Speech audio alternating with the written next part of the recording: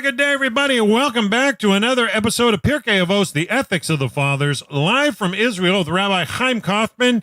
And hopefully we're going to be close to finishing chapter 2, Mishna 8 today. We're on part 18.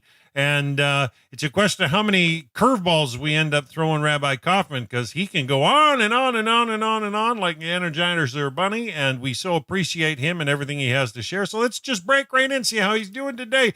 Rabbi Coffman, you're live on the air, and thank you so much for all these teachings. We're turning it over to you, sir, and so it's your class.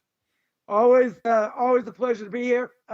We are in Chapter 2, Mishnah, part 18. Now, last week was my fault because we got totally off topic about pedophilia, mental health. Yeah, someone made a comment on YouTube, Yeah, which are, they're big issues. These are big issues. I'm not a mental health professional.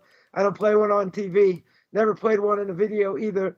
But these are big issues. What people are exposed to, what they go through, and why do we discuss it? Because this is ethics, right? If someone is, famous story with Bertrand Russell, right? He was a professor at my alma mater, right, at Columbia, and taught ethics, but he's so unethical. So you say, what? So the students asked him, how could you teach ethics, be so unethical? And he said, if I taught mathematics, you expect me to be a square, right? So, we mentioned earlier, offline, Torah's about integrity. It's about integrity. And 100%. You can't misrepresent it. You can't turn it into a pretzel, right? You got to say what it is, right? So my Rebbe brought down, interesting, this week's parsha, we went through this long parshas Ki Tisa, and we spoke about the sin of the golden calf, right? So there was a question, my Rebbe asked, others asked, similar question, why do the Jewish people deserve to be annihilated? Why do they deserve to be annihilated? I understand the Avot, the mixed multitude, right? Why? Because they made this golden calf. Now, was it really idolatry? Okay, there's a whole discussion. Commentaries, back say really wasn't idolatry, different things. But interesting enough, I saw is Rabbi Victor Miller, one of the Torah giants of last generation. Blessed memory says, what did Moshe Rabbeinu say? Moshe Rabbeinu said, Mi Hashem alai. Who's going to come? Why about these people? Now you have to understand, these people that had to be killed, who was it?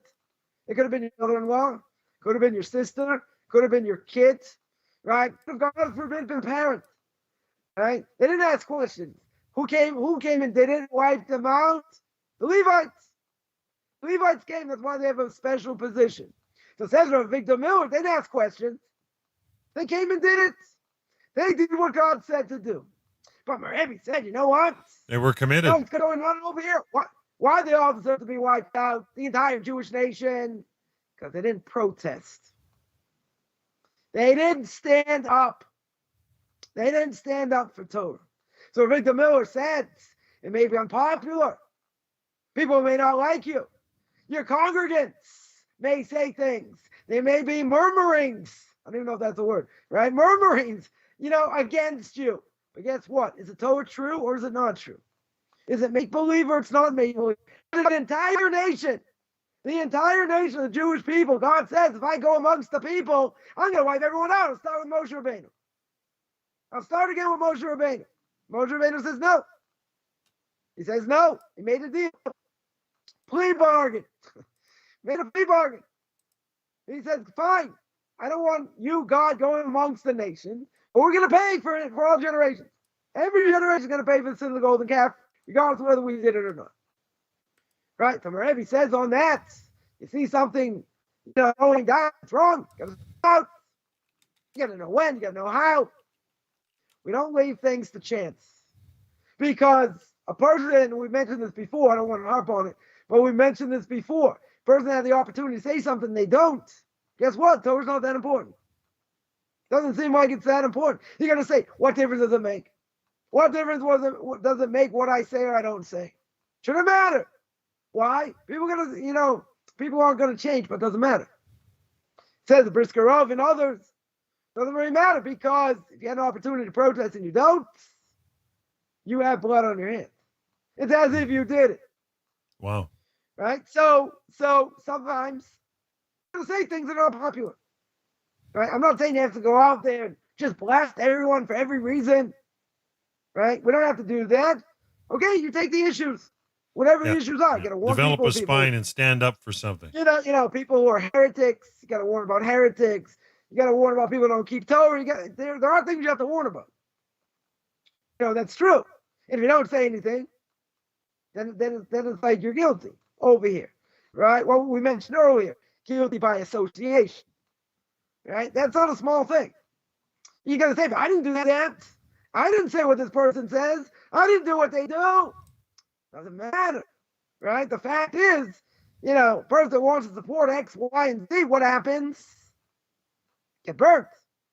Yeah, but that would make everybody guilty just for being human. No, that's not true. Well, from that angle, I'm saying specific situations. I'm not saying you're going to sit there and blast everyone for everything at all times, then you're never going to learn. Right? Then you're never going to do anything else. You're going to be busy with that. So you have to know when to speak up, when to say something, make sure people are not getting misled, different things. That's what needs to be done. But obviously you need rabbinic scholarship. You need your own rabbi to tell you, okay, you should be doing this, whatever. And I just, just on this topic for a second, I see people make videos and all they do is trash other people. They don't even know how to learn these people. I'm not talking about rabbis and all that. I'm talking about people who don't know how to learn. Butcher every Hebrew word that they say. Yeah, just I'm not cancel take them culture. seriously. Yeah. I'm not going to take them seriously, even if they're right. Right? It doesn't matter. Do something else with your time. You want to spend 20 minutes, a day making a video, whatever. The rest of the time you're going to learn, fine. You're gonna waste so much time and think you're doing God's will. You still don't know very much. That doesn't change anything, right? That was by way of introduction, right? So now we're still on this Mishnah 2, chapter 2, Mishnah 8. I don't know if we're gonna finish tonight or not. We'll see how far we go. And we're talking about the more study, the more wisdom, right? The more I learn, the more it should bring me wisdom.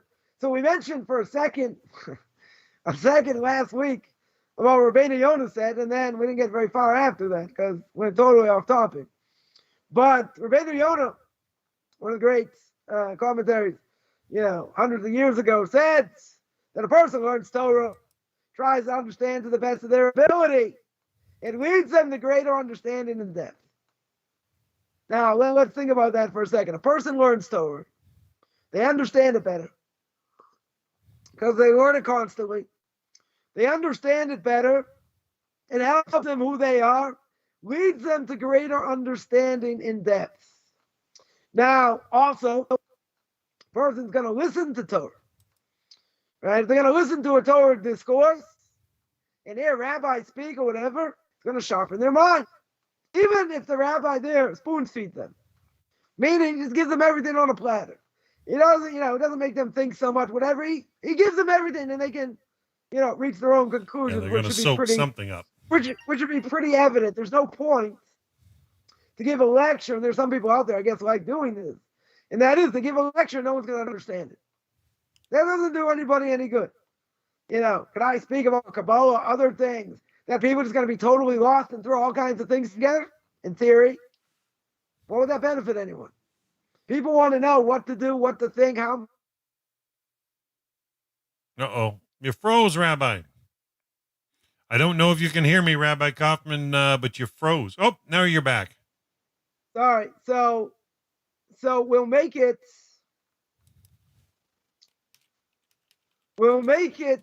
easy enough in general for people to understand. And that's going to sharpen the person when they listen to the lecture. Not only that, the person teaching Torah becomes greater in learning. Why? By the questions. By the questions that they get. That sharpens their mind. Now let's go back. Because this is really a much bigger subject. And the reason is because a person learns Torah. What are they doing? They're sharpening their minds. They're getting deeper understanding. They're getting benefits. Tremendous benefit over here. So what can happen? A person can learn to the extent where it's mental gymnastics. It doesn't change them. Torah is about change. Torah is not about resting on your laurels. Right? What do we say in the first paragraph before the Shema in the morning? We say, Lilmod lamed lishmor v'lasot. We say, Lilmod should learn Torah. Lamed, teach Torah if you can, or even teach it to yourself. Right? Lishmor, you should guard it. Lasot, you should keep it. So the purpose of Torah is to keep it. Now, what's the problem? People are going to say, I'm only going to keep it, and this is only an excuse. It's only a block that people throw out there. I'll keep it when I really fully understand it. How can I keep something, let's say, not wearing wool and linen, right? You got a sweater, it says for a Jew. It says 100% wool. I got to get a check for linen. So it tells me I can't wear wool and linen together. A joke, whether a jacket, sweater, other things, doesn't really matter, right? You're not allowed to wear it, get benefit from it here. So you're going to say, why is that? Because Torah tells me it's a chok, it's a law that, doesn't make sense, right? It's illogical in many ways. So, okay, we have to understand it. We have to understand it to the best of our ability. We still have to keep it. Fine, but what's the argument? Someone will say, come on, how can I keep something when I don't fully understand it? So I would say that's a crock, because if I give you 10 different reasons, you're going to say, I don't like any of them. You're going to knock off on, oh, come on. That doesn't make sense. I don't think this is true. I give 8, 9, 10, 20 different reasons, right? And the person can say, no, I don't like that. You know why? Because they don't want to keep it. They don't want to keep it. So they'll throw that out as a block. And they'll say, come on, how can I keep things I don't fully understand? Or they'll say, it's another blunk, right? The famous question, where's God during the Holocaust? Legitimate question. But if you say, listen, it's a great book. It's called Hasidic Tales of the Holocaust. You want to read it? No, it's just a question I ask rabbis, make them fidget. Okay? You want to waste my time? I can watch the hair I don't have in my head grow. Right? So you're just asking a question to ask a question. So we can give a different perspective on it. It takes a lot of people to kill 6 million Jews. You got the Poles, the Ukrainians, the Russians, you got the Germans, you got the Slovakians. I mean, all over. Yeah. So it's not a question of where was God. The question is, where was man? Right? So there's a whole discussion you can get on, speaking about that, but you're going to lose them. They're not even interested. After you started mentioning that, within 30 seconds, they'll go on to something else. Well, what about this? And when somebody does that, as we mentioned many times, they have an agenda. And when someone has an agenda, give them an answer. I was telling someone this the other day, right? Someone can come out and say, oh, these ultra-Orthodox rabbis this, and these ultra-Orthodox rabbis that. You know what the answer to such a thing is? Oh, that's the answer. Or you say, okay, they're not asking a question, and I think these Orthodox are blah, blah, blah, blah, blah. Okay, you're not asking me anything. I told somebody, I said, if they get under your skin, I got a knockout blow, right? It's what we call checkmate Coffman over here. So you want to say this rabbi, is okay. How can you say he's okay when he says that teaching homosexuality in yeshivas is okay? Or having Dr. Ruth in your synagogue, yeah. Exactly. So if this person's the chief rabbi of a country, and people are going to say, see, Orthodox Jews think that's okay. They think it's okay. Now that's a problem. That's a huge problem. That's a great God's name. Sure is, yeah. Because we are, what do you do with Leviticus chapter 18? Oh, kind of a problem, right? So this rabbi's got a political position. Very good. But doesn't he have to admit as an Orthodox Jew, homosexuality is forbidden?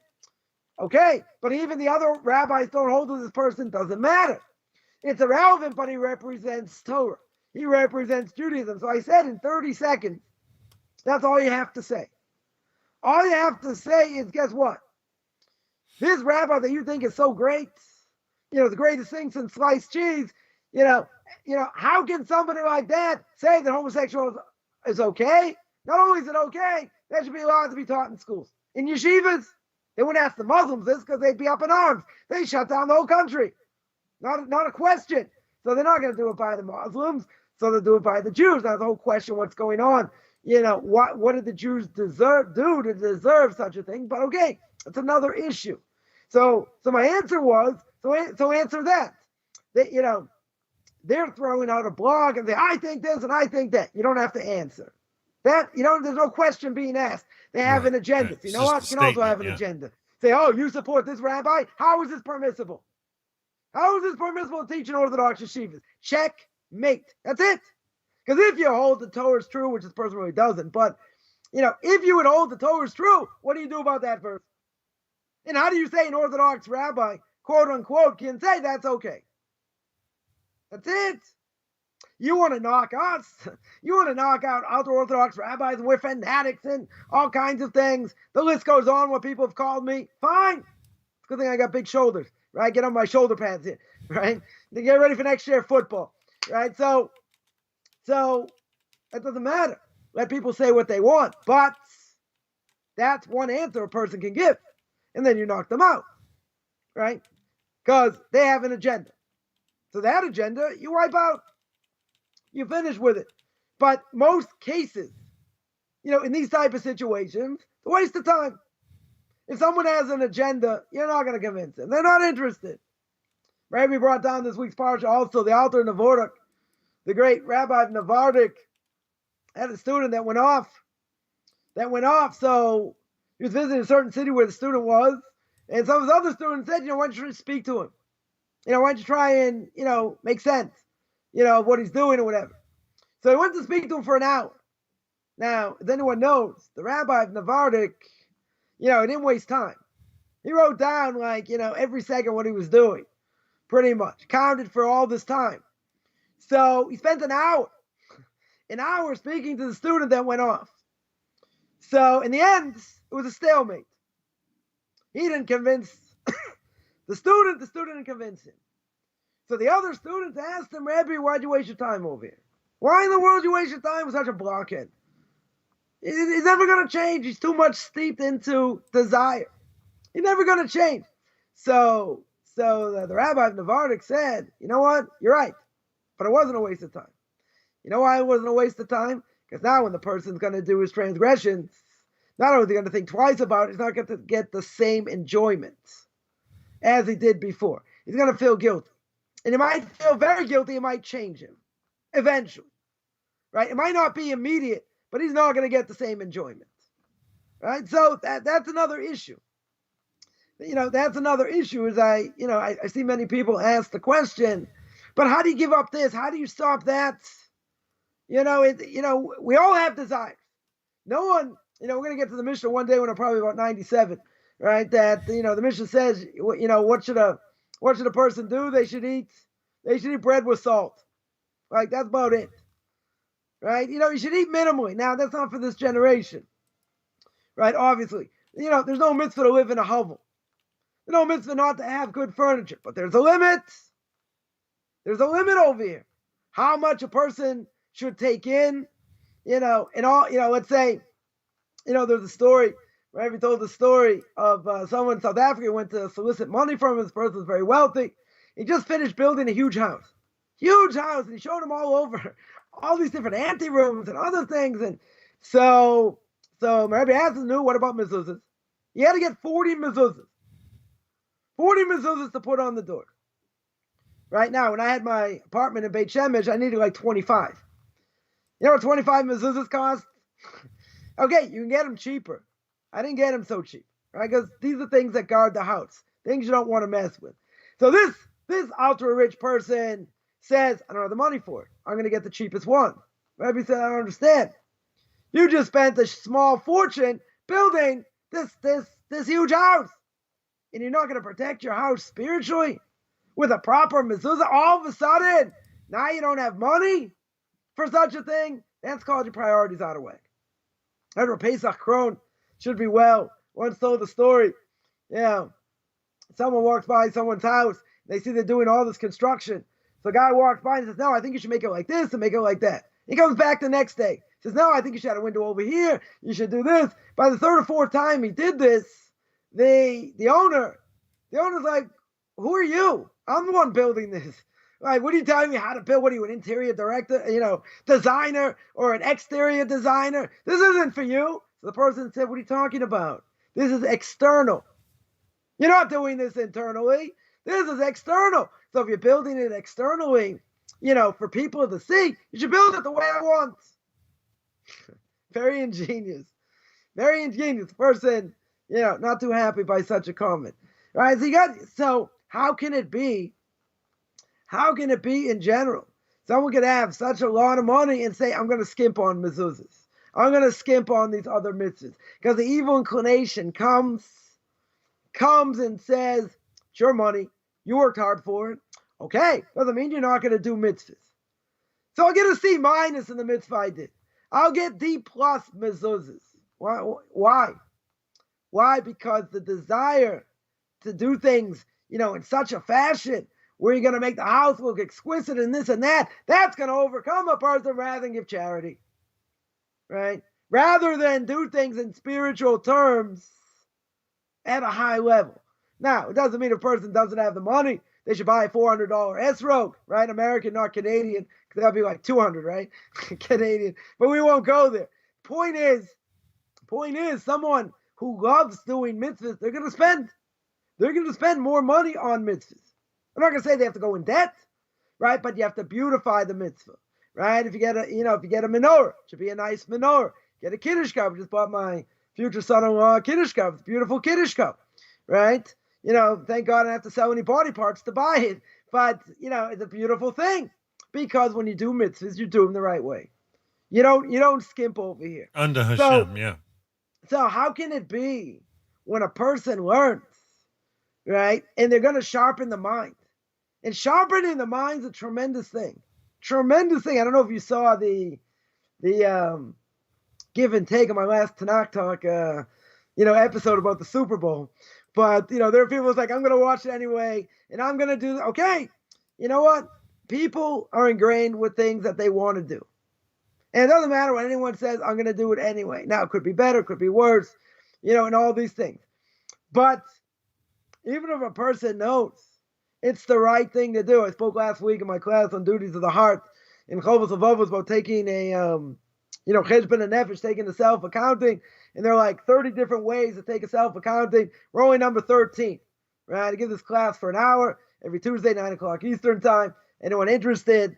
And I think we're on like number 30, class number 30 or something, because there's just, every line, there's just so much there. So what I speak about, one aspect of it was knowing what to do.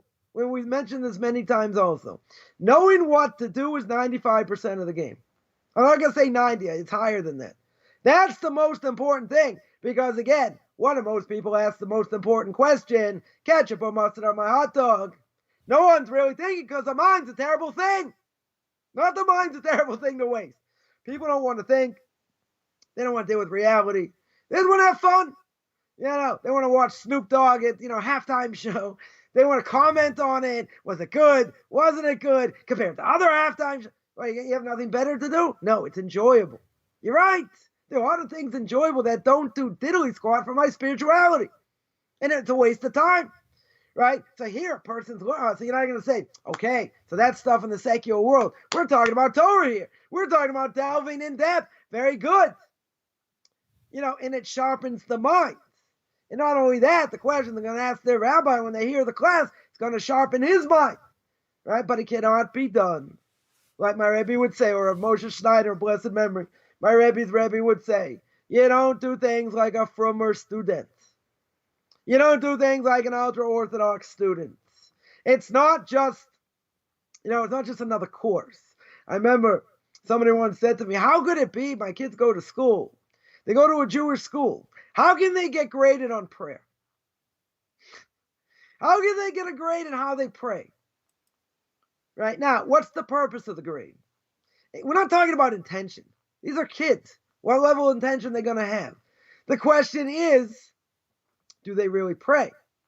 Are they looking in the prayer book? Are they showing up every day? Are they on time? Are they consistent? Not about the prayer itself. Because you think if we, thank God, if we judge with 10 men, if we pray with 10 men, right? So even if my thoughts are not there, and they're all over the place, which is probably most people in general because we don't focus. But even so, since we have a community, i.e. a community of Jews, i.e. 10 Jewish men, so God is not going to be as strict as we were holding in the world. If we had to pray by ourselves, because I live somewhere in the prairies, and there's no Chabad anywhere, So you have to pray by yourself. God's going to scrutinize that prayer more than if you were with the whole congregation, right? Because the majority of prayers, as we know, or if you don't know, you'll find out, and that is the majority of Jewish prayers are in the plural. There are prayers that are in the singular, true, right? The vast majority in the plural because we want to pray for other people. We want to pray for the entire Jewish people. It's not just about us. We are a link in a chain, but we're a link to everybody else. It's not, that's why the Rambam says in the laws of repentance, 24 things that stop a person from properly repenting is you can't live on an island. Meaning you cannot separate yourself from the community. So non-Jews jump up and down. I'm doing more things than most Jews. I can't move because of my job or my husband's job or this and that. So based in the rabbinical court, you cut me some slack. Well, that is a hard thing for most people to want to convert, and you can't move. That's pretty crucial. And then someone will say, come on, doesn't say anywhere in the Torah, doesn't say anywhere in oral law. Forget, people are going to hammer him for oral law. All those Karaites out there, fine.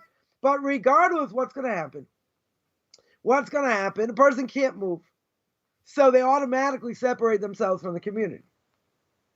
Now, could be you would tell me 300 years ago, 400 years ago, a non-Jew hangs out with Jews, you can learn things by osmosis. Not today. Not even a question today. But, why do the rabbis have to institute this? That you have to, even modern day rabbis today say that you have to live amongst Jews. Well, how else are you going to keep Torah and mitzvahs? Don't you have to share in the great joy, that people have? They have a child gets married, something like that. Also, God forbid someone dies. You need a community, right? You can't live by yourself. So then the $1.5 million question, because I want to up the ante, is someone's going to ask, so what about Chabad? What about Chabad? They're all, they have a Chabad in every state in America. So you're going to say, but how could they do that? How could they go to the middle of nowhere, sacrifice their kids? And they don't sacrifice their kids because the Chabad has a huge network. So they send out their kids at a certain age. If they're living in the middle of nowhere, you have Chabad in Tibet, and I don't know if in Tibet, but whatever. In Thailand, that's what I was thinking of. You have in Thailand, you have all kinds of places, Jewish backpackers and all that, that come, Israelis, etc. So how can they do that? How can they go in the middle of nowhere? Because the Rebbe said, right, the Lubavitcher Rebbe said, you have to go out. You have to go save the majority of Jews. And that doesn't matter if there's no community there. You're going to establish a community there. So what do you do with your kids? You're going to have to educate them yourselves or online. And eventually you send them to family. Now, is that the greatest thing to do? I wouldn't say it's the greatest thing to do. But at the same time, you also stunt the person's growth. Right? What age does the person normally go out? 25, 26? They're relatively young. I'm not saying they can sit and learn forever. Right? But obviously you go with a certain level of knowledge, you're going to have success. The reality is, as my Rebbe said, when I wanted to go out and save the world, when I was like 27, and two of my kids were, relatively young, they were like 4 and 2.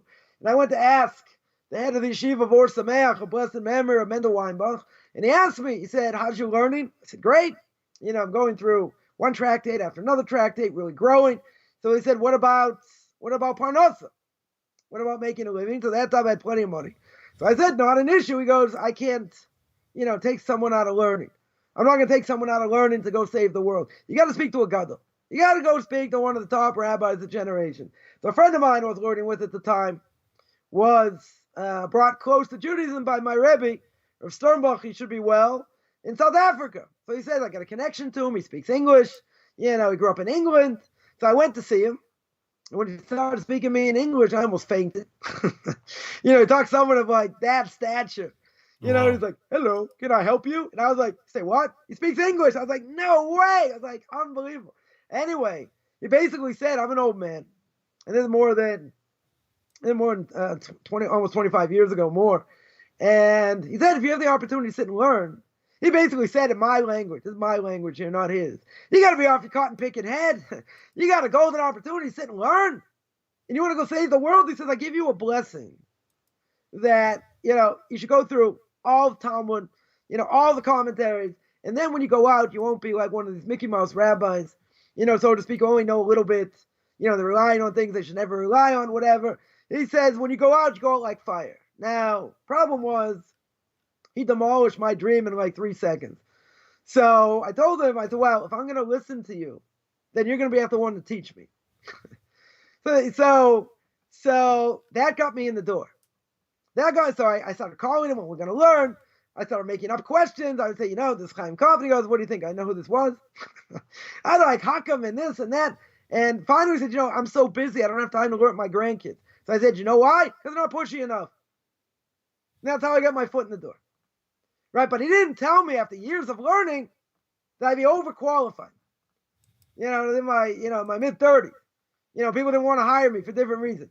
The main reason is I might be better than them, and I was just looking for a job, whatever. So, in the end, what did he ingrain in my head? And what did other great rabbis ingrain in my head? Is that before you go out, you want to save the world, first of all, you got to work on yourself. You got to work on your character traits. Not only that, but you have to get a certain level of knowledge. And I saw more times than not, people would do things, and they didn't even know it was a question. They said, of course this is permissible. I said, why is it permissible? For doing Jewish outreach, there are a lot of things that, that we can be lenient on for, a number of things. Even though my Rebbe wasn't in many ways. But people didn't even know there were questions. Even if everyone was against my Rebbe, it doesn't matter. Right? That wasn't the point. The point is, they didn't even think it was a question. Because of course, for doing Jewish outreach, it's okay. So that's why you need das Torah. That's why you need to have, everyone. Right? We said before, asay l'charav. You have to make someone your rabbi. Even if it's someone on the same level as you. But you need clarification. So you need to speak to someone and learning, etc. But book smart, and let's make this clear. Even if I went to the commentaries and this and that, that's not the same as hanging out with somebody that can show you the ropes, right? What we call here in Israel, like doing a stage. What is doing a stage? Like you're an apprentice.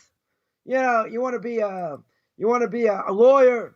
You want to be a clerk. You want to do other things. You start off working with someone else. You want to be an electrician, for example. You're not going to go out there by yourself. You're going to get trained, right? So when it comes to someone who's a rabbi, what's one of the most important things? As we mentioned this before, one of the most important things, if you see their resume yay long, one of the most important things is who they learned by. Who is their rabbinic authority they go to in crunch time?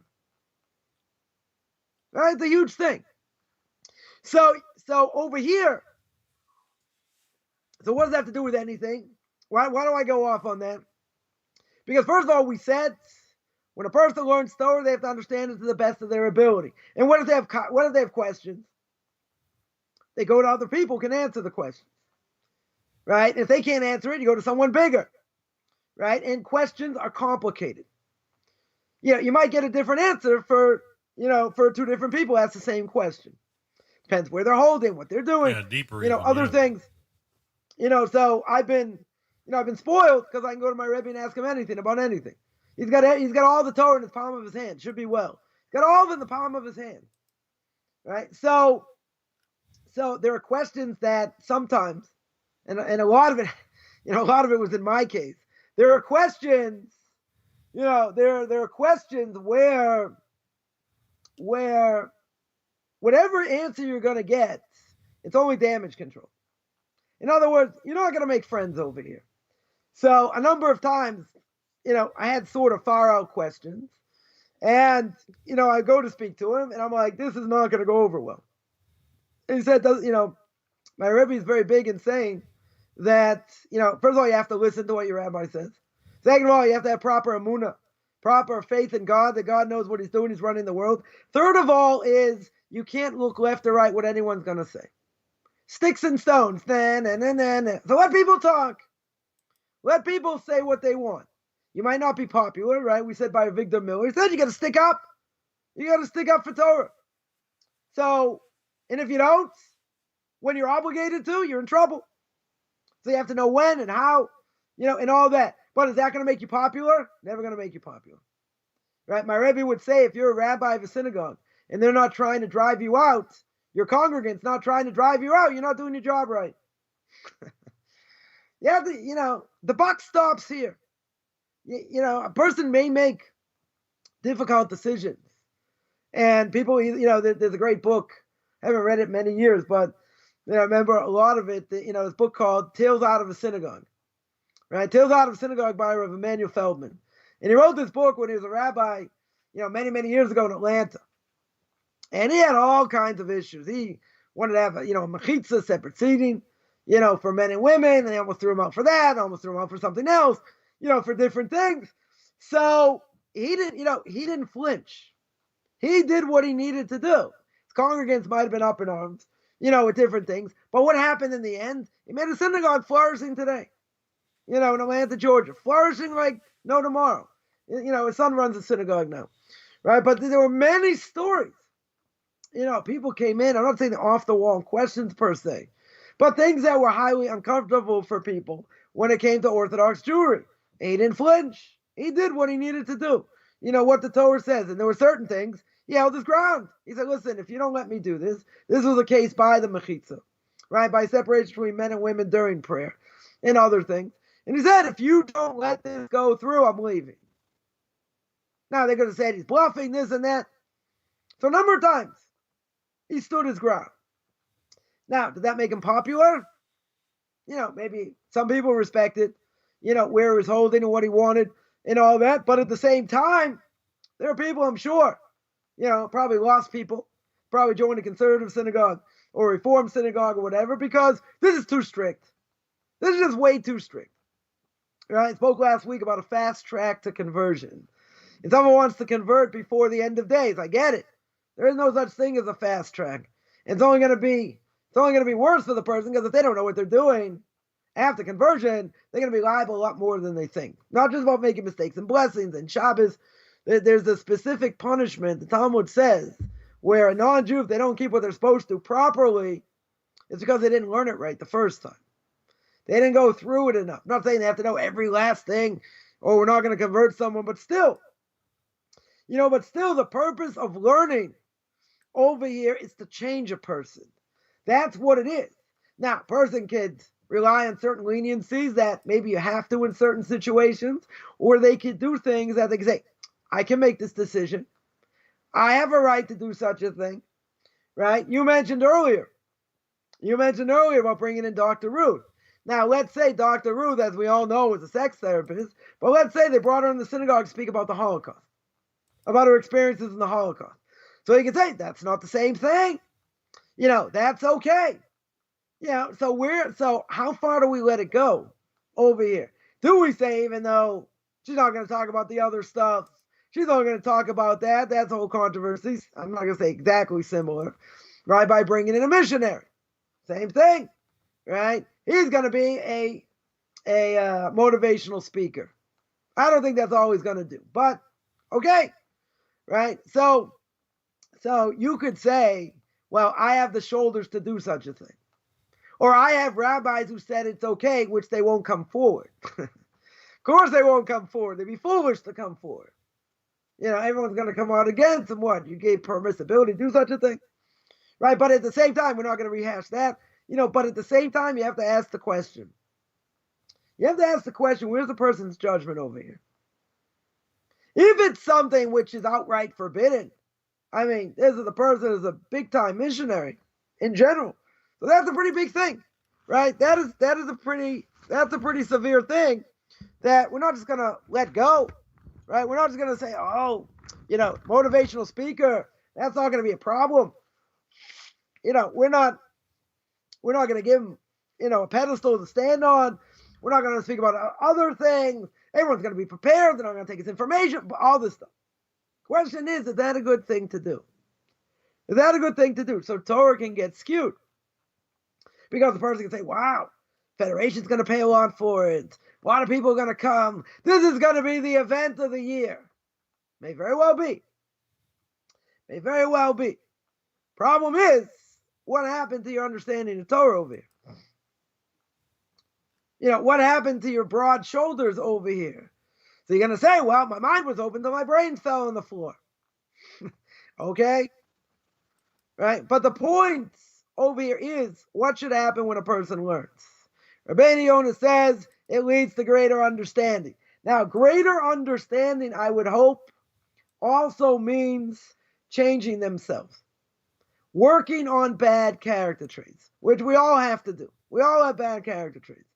So we need to learn Musar. We need to learn other things, as well. But the question is, how does it affect us? Am I learning it in a robotic way? Am I just getting intellectual stimulation? Or is it sharpening the mind, making us better people? And if it sharpens the mind, then we don't change. We don't change at all. We're just interested in, okay, the next page, the next 2 pages, this, that. How much ground am I going to cover? How much review am I going to do? Fine. That's not necessarily not important. The question is, though, Torah is there to change a person. It's there to make us better, right? We're not allowed, as we mentioned many times, unless the person is an absolute heretic, you're not allowed to deride rabbinic authorities. You're not allowed to make fun of them. You have to have respect. You can disagree. There are disagreements among rabbis, even though I would say 90%, most things we agree on when it comes to Jewish law. There may be things we do disagree on. Fine. Even if there are things that we disagree on, doesn't mean I can just, blast someone. Obviously, depends what it is, depends what the context is. But in general, okay, you bring your proofs, they bring their proofs. We're not talking about heresy. Heresy is a different issue, which again, many people may take issue with. How do you have a right to say this person, is a heretic and shouldn't do this, shouldn't do that? Because if it's heresy, the Avot Chaim states clear, I'm allowed to blast them. I'm allowed to deride them. Technically, I can take away their living. That's how far it goes because of what they're doing. They're misrepresenting Torah. Forget misrepresenting Torah. They're going way against Torah. So the mitzvah to deride them. At the same time, if you have a disagreement, okay. Now there can be heated disagreements. Anyone's ever been, in a base medrash, in a study hall, they see, each person, they're usually 2 people learning together, shooting off their ideas back and forth, which we'll speak about. And what happens? They're yelling, screaming, proofs, this, that, but not like they're not showing respect. You have to show respect. But the point is, why are they doing it? Because they want to get to the truth. They want to know what the text says. They want to know what the repercussions are. They may want practical Jewish law, what it means, and what other ramifications they are. There are. Fine. That's not an issue. The issue is when you don't show respect. That's the issue. Right? So sharpening the mind and sharpening, the rabbi's mind, where people ask questions and, they can certainly be very good questions, nothing to talk about. So the Gemara says that a rabbi gains more from his students than their own learning. Why? Because the students are going to push them. They're going to push them to think maybe in a different way than they would have thought before. They're going to push them, to answer and define to the best of their ability topic at hand. So they're going to open it up in a way that they're going to understand better, and the person giving over is going to push them to become greater. It's going to sharpen the mind. Right now, so when a person learns Torah with somebody else, that's what we alluded to. When a person now learns Torah with someone else, and they exchange ideas, right? They exchange ideas. Now, the question is, they want to understand, as we mentioned, the text at hand. Now, what's that going to do? You have certain biases. You have certain ways of looking at a particular thing. Someone else may look at it totally different way. Right? Just like a person has, 2 people don't have the same face. They don't have the same source of their soul. So they think differently. They act differently, in different ways. Same time, you're talking about 2 Jews. They have to keep the same thing. They're obligated to keep the same thing. Exactly what the Torah says, exactly what the rabbis say. Good. So now, even if that's true, when you're trying to get clarity an understanding of what the Torah is telling you and what it means, they need to look at what the other person says. They need to think about what the other person says in order to see the greater picture. And what's that going to do? That's going to allow them, even though they may disagree, and they don't necessarily see things in the same way, they wouldn't have thought that way necessarily. They're going to expand their horizons, right? Why? Because what's the whole purpose here? The whole purpose is they're trying to get the truth. They're trying to get to the truth of what the Torah says, of what the text is telling you. So therefore, they want the person, to the best of their ability, they want the person, to hear what they have to say, to understand their perspective. Now, you might think their perspective is wrong. Question is, why? Is that not what the text says? You have other proofs against them. But the question is, why are you doing that? Are you doing that just to show your level of knowledge? Or are you doing it to knock the other person down? Right? If a person just doing it to hear themselves think, they don't care what the other person has to say, then they're not about absolute truth. What they're about is, okay, I want to learn. It's intellectually stimulating, but they only think a certain way. Now, we all have biases. Everybody has their own biases. But when you speak it out with someone else, the biases may go by the wayside because they may show you why you're wrong. So a person has to take his ego, throw it in the garbage, and sit there and take it and understand what he said wasn't true. Now, that's not necessarily so easy.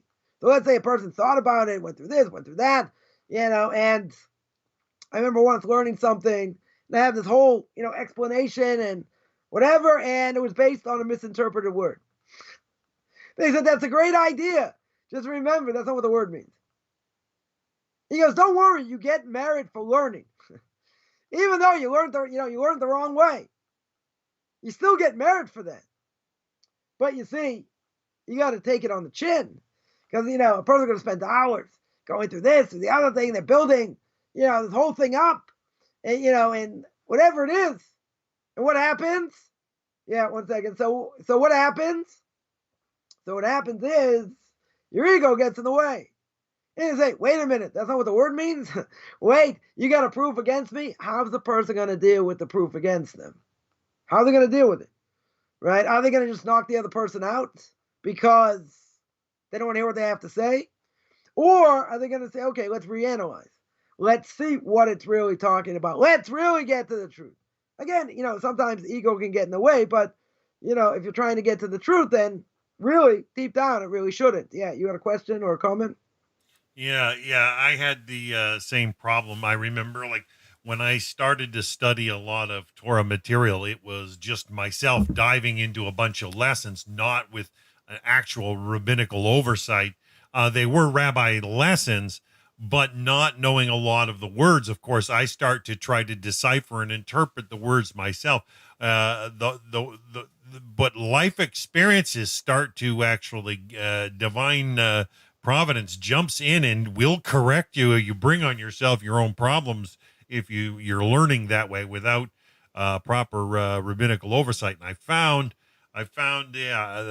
one phrase in one word, and I misunderstood that one word, and all of a sudden I had it wrong for a decade and was responding a certain way based on what I thought this had meant or implied to do, and I had it backwards.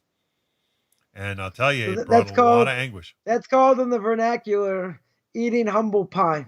Oh, and that's not an easy thing to do because, all of a sudden, and I'm sure by science this probably happens quite a bit, is that someone, has a certain theory, whatever the theory is, and then years later, either it gets disproven or they themselves disprove it, right? Through science, through math, through other things, whatever it may be. Somebody like that, you got to take that on the chin as well. Because and a person has to be able to say, wow, I made a mistake. For I a made a decade, yeah. mistake. I made a mistake and applied it wrong for a decade, and I'll tell you, Yeah, that's okay. it answered so many it's questions when I finally got the clarification from an actual rabbinic rabbi himself. So that's, I would say that should make us, whistle Dixie and, do the moonwalk, whatever both of those things are, because now we understand I got it right. I finally got it right. But on the other hand, first going to look at it being totally demoralizing, right? And it's totally demoralizing because person can say, but I spent all these years and I did the research, I did this, and all of a sudden it just knocked everything out like a stack of dominoes, right? Just totally knocked it out of the park. And, that's a hard thing. I don't think that's an easy thing, for a person to deal with, especially if they spent, months, years, hundreds, thousands of hours, doing the research, and they said, well, that really can't be true because of this and that. You're like, what are you talking about? This is like 10 years of work, 5 years of work, 2 months of work, and all of a sudden I got to start from scratch. I mean, you got people who invented things, and they see that, first time around didn't go. Second time around didn't go. Take the Wright brothers when it comes to, making a plane, other things. The list goes on. Anyone's have tried to invent something. Yeah. All these things take a lot of time, a lot of perseverance, and a lot of failure. So a person, what could they do? First time they fail, okay, back to the drawing board. Second time, back to the drawing board, right? A number of times this happens. It can demoralize a person. Going to say, I'll never get it right, right? And that's the way that's the way of the evil inclination. Certainly when it comes to, learning Torah, especially for non-Jews, because a non-Jew, as I would call them, a JIT, a Jew in training, or even someone's about tshuva, someone who didn't grow up religious and they become religious and they find out all these laws they have to keep and do. Blessings, kashrus, Shabbos, a lot of rabbinic laws, and they go out of their minds. How can a person, I can't even tell you, number of times I've heard people say, how can a person learn all this? How can a person know 3,400 and whatever it is pages of Talmud? Nobody can know such a thing. See, they don't say that about medicine. I've never heard anyone say, as someone who's a doctor or a surgeon or whatever, you can't know all that information. Or a lawyer. Same thing. How can you know all this information? You know what the difference is? They have all the respect in the world. Why do they have all the respect in the world? Because they're doing something for the world. They represent people. They're lawyers. They're doctors. They're helping people. Oh, you're learning ancient texts that no one really cares about anyway, most of the world? What a waste of life. They don't respect it. Someone could, walk into my house and say, nobody can know all these books. It's impossible. Like, quote unquote, what a waste of money. What a waste of effort. You sit there and learn every day and this and that. You're never going to know anything. Right? You're not going to know everything. So why do they say that? Because they don't have respect.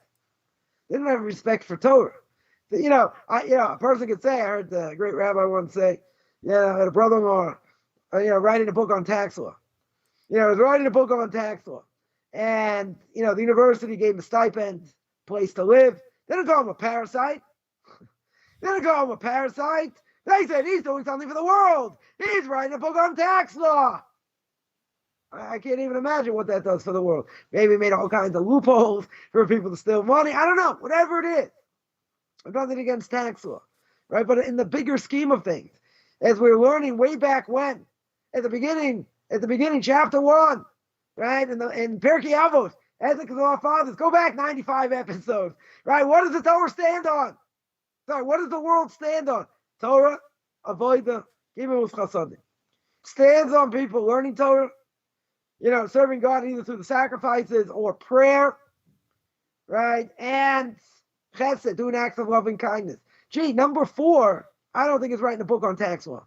Number 10 is probably not writing a book on tax law. Probably 250,300,929. Nothing to do with tax law.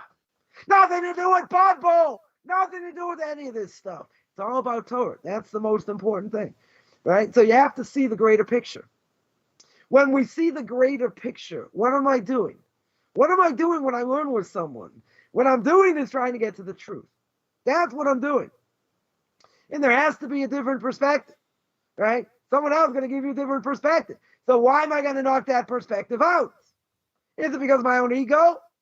Or is it because I really have proof against the person? Right? That's the question. That's the question. So what can it do? So what this is going to do is it's going to expand your horizons. It's going to expand your horizon. Now, in general, who are people going to give over the most Torah from? From the Rebbe they learned from.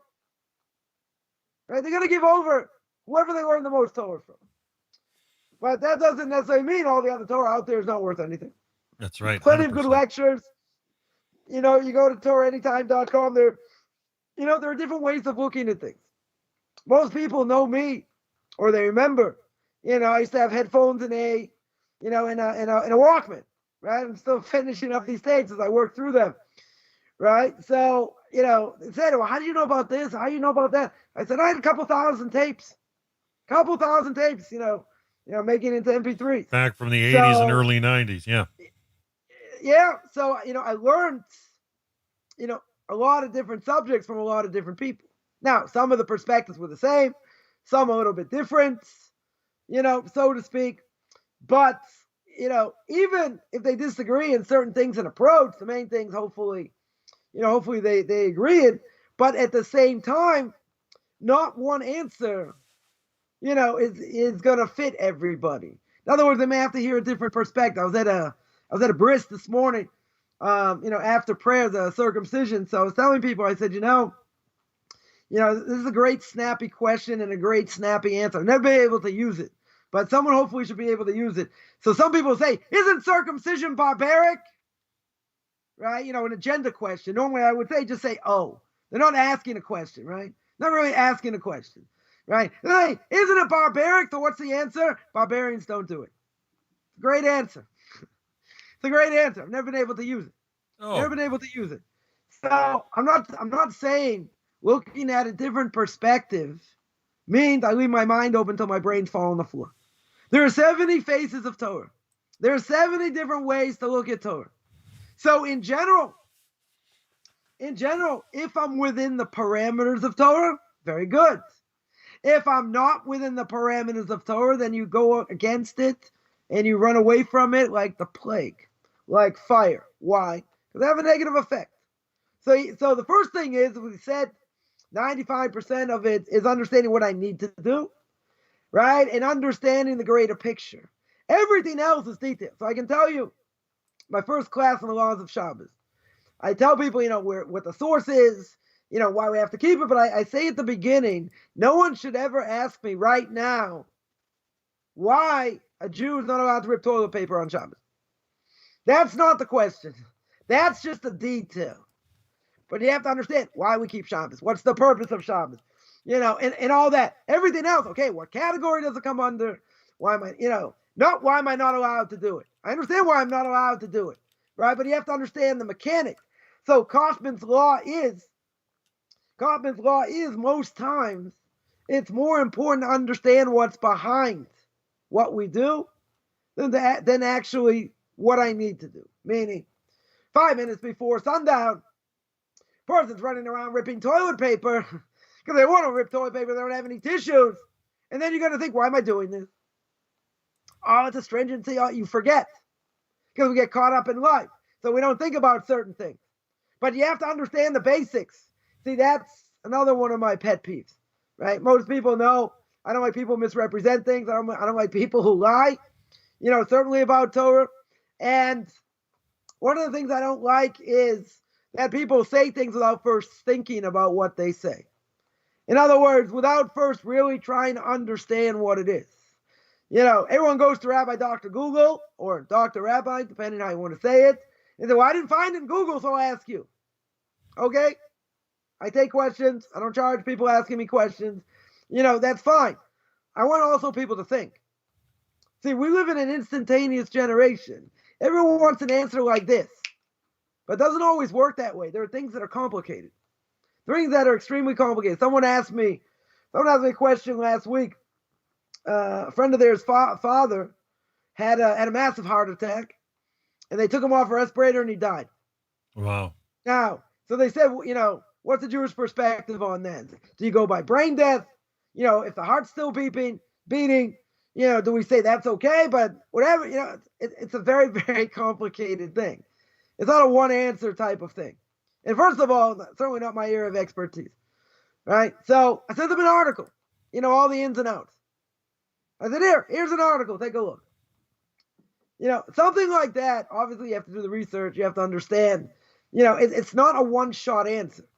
There are questions that I get, sometimes I'll deal with them in my Q&A because it's not a one-line answer. You need an explanation. I can give an answer. Not, if I have a backdrop framework. I can give an answer, but it doesn't necessarily do it justice unless you give you write a whole bunch of paragraphs. I don't always have time, necessarily to do that. It depends what the question is. But there are very good questions out there, about the basics of Judaism and where things come from, why we do things. They're complex. They are complex. Some of it might have to do with Kabbalistic reasons, right? We'll give one example. God says in the book of Exodus, chapter 25, verse 8, God says, make a tabernacle for me so I can dwell amongst you. Well, how do you put God in a box? The tabernacle, God says, I want to put my presence there. But God is infinite. Right? God is all over the place at all times. How does he contract and constrict and you put him in a box? You know what the answer is? That's Kabbalah. God has to go from each spiritual world down to this world, however it works. But that's Kabbalah. So a person says, okay, that would be my answer. That would be my answer. You want a more deeper answer? Go somewhere else. I'm not going into the whole complicated Kabbalistic answer, which is beyond me anyway. Even if I would find it, whatever they hear, read this.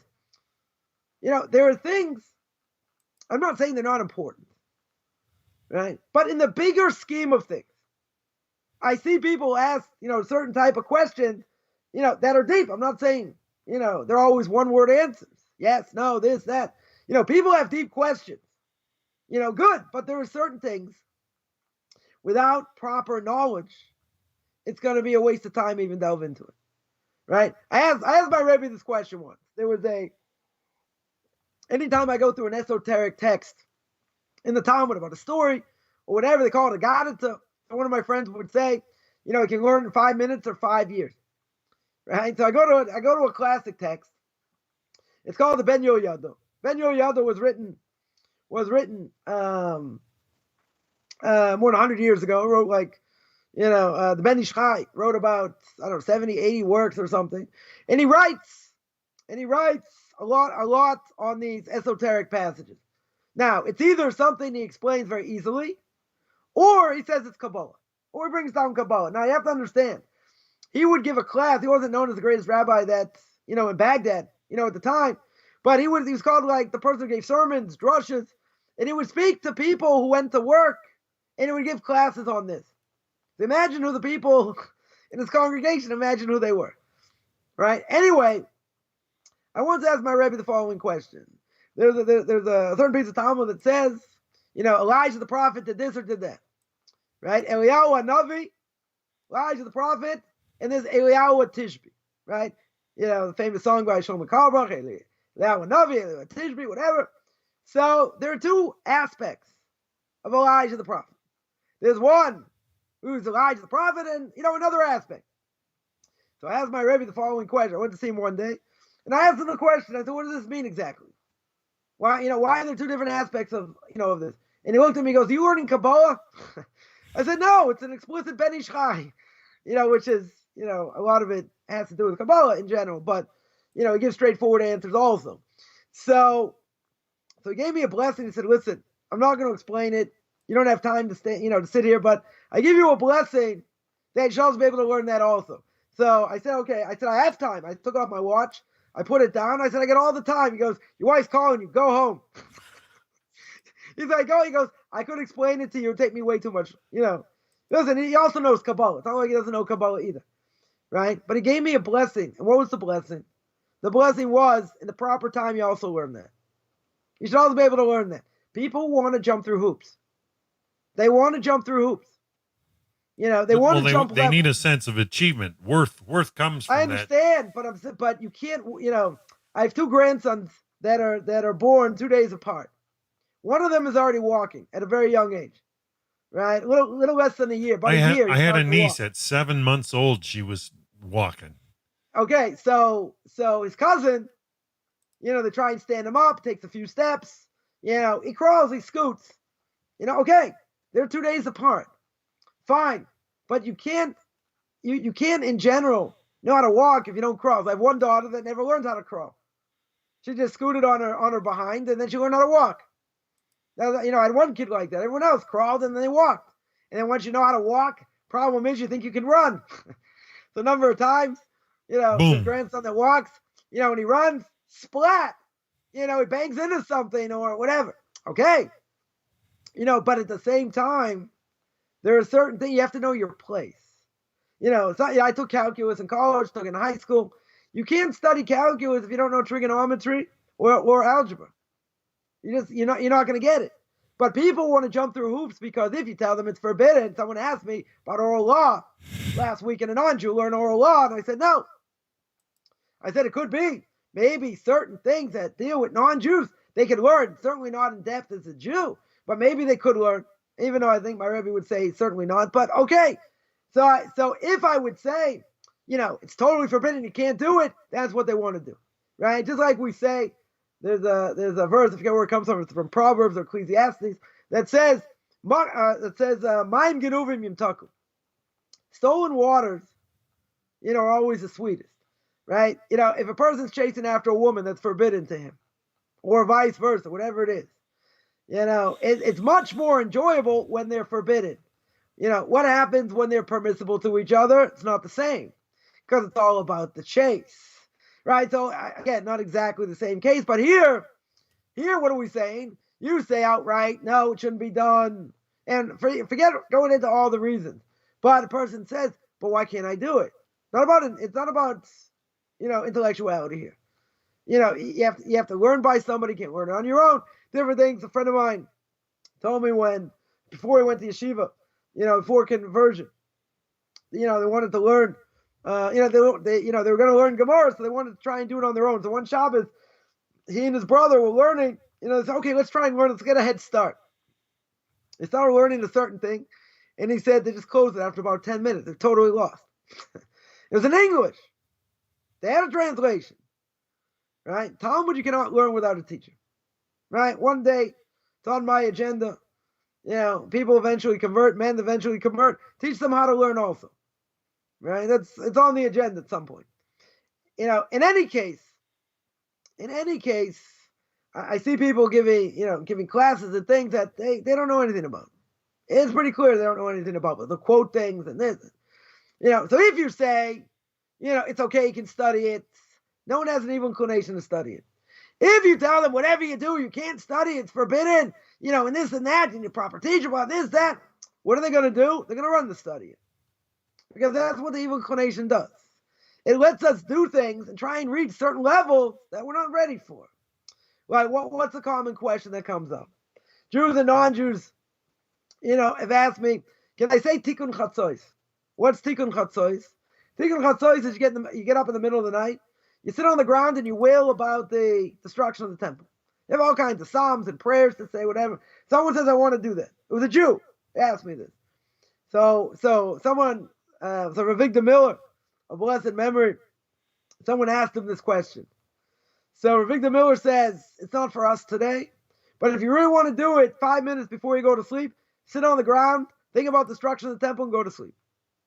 He said, don't even tell your wife. Just do it and go to sleep. He goes, he was talking 50 years ago. He's saying that's his generation. So the person says, I want to do it, this and that. Now, what's the real issue? What's the real issue? The real issue is you have to say it very late at night, the middle of the night. What's that going to do? It's going to throw you off, right? You work 2 night shifts. You don't sleep much during the day. You're shot, right? I can't even believe you're still awake listening to me. It must be all my screaming, right? But a person's shot. Now, if you want to serve God and you want to learn, and other things, you're not going to be able to do it over time.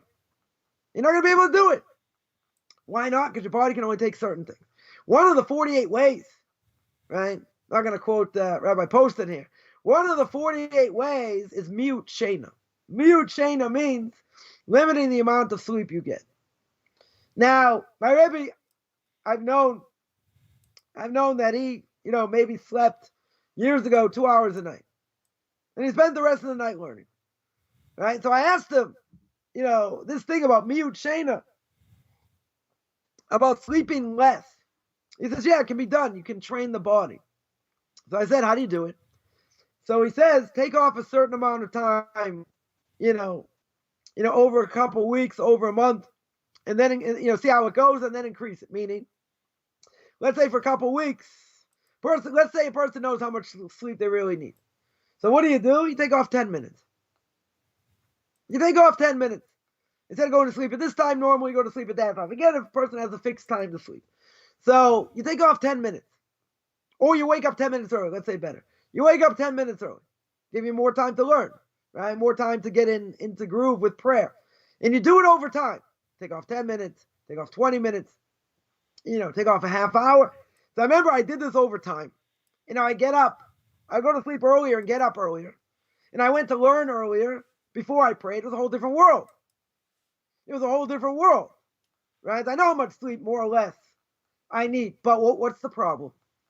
The problem is, you got to be super, super focused. Meaning that if I try and take off a certain amount of time, if you, it's not just about being alert, but if you have anything going, any stress, let's say like that, you have any stress in your life, what's the first thing that's going to happen? You're going to conk out. Your body's just going to conk out. Doesn't matter if you could take that amount of time. You don't need that amount of time to sleep, right? That doesn't matter. If you know you can sleep 5 hours a night, so you get up an extra hour early, right? When you're learning, you're going to be knocked out.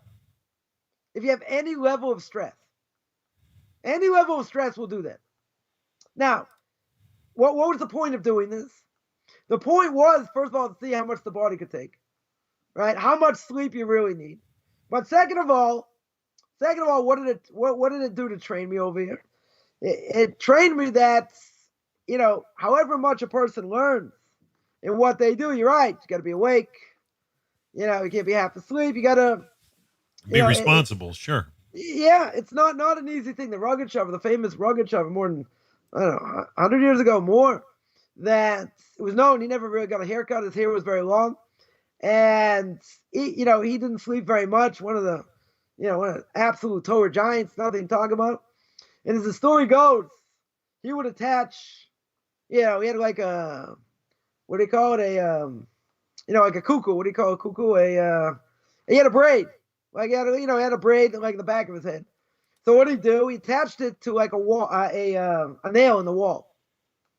So anytime he'd fall asleep, would jerk his body, right? If he would get tired, or he put his feet in cold water. I can't imagine. He fought to stay awake. So he said, let him go to sleep. But you know what? He wanted to maximize. He wanted to maximize as much time as possible, right? We waste a lot of time. We've spoken about this before. We waste a tremendous amount of time. Right? I don't think there's any question. We get distracted, etc. So, at the end of the day, the first thing is I have to want to go on the right path. I want to do the right thing. And then I have to go out. As I mentioned many times, then you have to go out and do it. There are ways to go out and do it. There are right ways, there are wrong ways. This is the way of the evil inclination, right? Meaning, this person wants to get up in the middle of the night. The evil inclination says, yeah, get up in the middle of the night, sit on the ground for an hour or two, wail about the temple. Yeah, you're going to think about it a lot more. You're going to think about the destruction of the temple. You're going to have an epiphany, an awareness on a daily basis. Tremendous. But what's that going to do in the long run? What's that going to do in the long run? It's going to be much more difficult for you to learn. Why? Because you're going to be tired, right? I know for myself that, if I get tired, that's it. Fall asleep once, I'll nod again, I'll do something, try and stay awake. If I can't stay awake, I'll put my head down for 10 minutes, 10 minutes, 15 minutes, something like that, just to, get fresh. So I don't drink coffee, so I'm not interested in artificially stimulating myself that way. And soda has a different effect, right? But I'm not, sugar rise, sugar down, right? I'm not interested necessarily in that. But when a person's tired, they're going to put their head down. There's no question. You won't be able to learn. You won't be able to focus because your mind is tired. Sure. Right? So, 10 minutes does wonders. I'm not saying you have to sleep for 2 hours. Right? But at the same time, a person does such a thing, what happens? It can weaken the body. Now, the Rambam says you get 8 hours of sleep. Really, you should get 8 hours of sleep. That's what the body needs. But a person can function on less sleep. They definitely can function on less sleep. Now, that being said, if a person does it the right way, then a person can get less sleep and learn more. But if you're worried about certain things, almost about anything, then what does it do? It makes the brain tired. Makes the brain work overtime. When the brain works overtime in such things, you have anxiety or stress, let's say better. Person has stress, person will conk out. That's what will happen because they'll be thinking about other things, they'll get distracted. When a person gets distracted, that's, that can happen. So a person, as we're going to see one day, in the next century, maybe, is that a person has to know what their place is. And they have to see the bigger picture. And they cannot jump through hoops. They cannot jump levels if they're not ready. The evil inclination will come and say, okay, God gives us the month of Elul. The month of Elul for introspection before Rosh Hashanah. So a person works on themselves, and God, what does the evil inclination say? Okay, you want to work on yourself, all kinds of things, good. I'm not going to interfere. You want to get less sleep, you want to do this, fine. Comes Rosh Hashanah, person on a different level. Totally different level. The evil inclination doesn't interfere. 10 days of repentance, evil inclination doesn't interfere. Yom Kippur, right? The Gemara says clear. The evil inclination has no power in Yom Kippur in general, right? Then you have Sukkot. You're on a high from the high holy days, hopefully, and all that. You go through Sukkot, all the singing, dancing, Simchas Torah at the end, unbelievable. So the evil inclination says, go ahead. I'm going to let you do all that. I'm not going to give you any problems. That's not necessarily true, but let's say I'm not going to give you any problems. So what happens? Comes on the evil inclination after Sukkot. When you go back into the everyday, no more holidays, comes on the evil inclination and says, okay, you're mine now. Now I want to see you put everything into action. I'm going to throw this at you, that at you. I'm going to throw the other thing at you. I'm going to make you work like a dog in order to see, right? In order to test you. So the efforts that a person puts in is going to be commensurate, right, with the end results, hopefully. But the evil inclination does not let go. The evil inclination doesn't stop. So if the evil inclination doesn't stop, we got to work hard, right? Tremendously, we have to work hard over here. So the evil inclination can let things go. The evil inclination can say, okay, I'll give you a certain amount of time. We'll see where you're holding. We'll see what you're doing. And then I'm going to work hard against you. So the goal in general, a person wants to test themselves and they want to see where they're holding after Rosh Hashanah Yom Kippur, I would say Hanukkah is a good time. Hanukkah is a good time, right? 3 months away, right? 2.5 months away. So you go through, so right before Hanukkah, be introspective. Say, okay, what have I done over the last 2.5 months? Then if a person's introspective every day, you failed at this, you did this well, failed at the other thing, whatever. Person knows where they're holding. They should know where they're holding. So then they're going to work hard, hopefully fix things up, whatever they might have done. So then you got Passover, right? You got Passover, like another 3 months normally, right? Or a couple months, right? Till Passover. So then you got to see, you got to see before Passover, where's the person holding? What have they gone through, right? Everything we see over time. See, this year is a leap year. So since we get an extra month in Adar, right? This is the first Adar. It's going to be another month of Adar because we have a leap year. And within 19 years, there are 7 times within 19 years, there has to be a leap year. And the reason is because we go by lunar calendar, just like the Muslims, right? The Muslims just like us. So there's 11.5 day difference between the lunar calendar and the solar calendar. So therefore, Therefore, for Jews, Sukkot has to be in the fall, and Passover has to be in the spring. Now, for Muslims, they don't make any adjustments. So Ramadan can fall, winter, spring, summer, or fall. They don't make any adjustments. So it can be any time. So there are different times. There are different times within the Jewish calendar where a person can be more introspective, and a person can see where they're holding. What about what they took on? After on Yom Kippur or after Yom Kippur, and what they worked on. Did they succeed? They didn't succeed. So you got 2.5 months, right, till Hanukkah. You got another 2.5, 3 months, till Passover. These are times. These are times to check, to see, did I accomplish what I wanted to? Didn't I accomplish what we wanted to? Right? In the end, what's going to happen? We're going to get very depressed. Probably even before Hanukkah. You're going to say, what happened to Yom Kippur? What happened over here? We're the same people that we were before. We're introspective. We did this, we did that. Want to try and take on things. The evil inclination came. And the evil inclination flattened us like a pancake. It made life very difficult in many ways. Okay? Even if that's true, a person could give up at the beginning. And a person could say, why bother? Why bother taking on anything? Because if I know I'm going to be the same person anyway, it's all a moot point. Now, isn't it true? In general, isn't it true we are the same people afterwards? How much do we really change? Rabbi Israel Salanter said a person go through his whole life. Halavai, they change one character trait. One! I'm not talking multiple things. One! Very, very hard. Because there are things that are inside us that are part of our psyche that make it very hard to change. We are creatures of habits. Yeah, one of the worst things is doing things by rote. Right? And we've spoken about this, a number of times. Doing things robotically is worse, or is akin to spiritual death. Right? All the rabbis speak about it.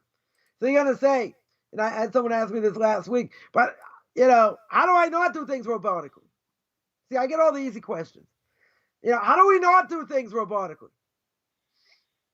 So you're going to say, well, maybe we all have to be Hasidish. Intention. We have to sing a little bit more. We have to dance a little bit more. We have to get excited about Torah. But the problem is, what's the problem?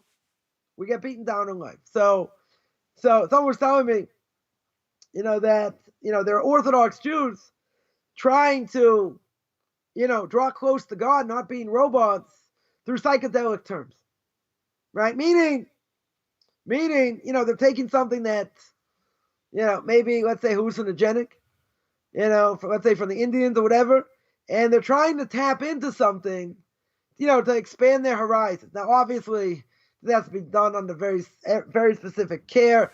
We're not just, telling people to do this in general.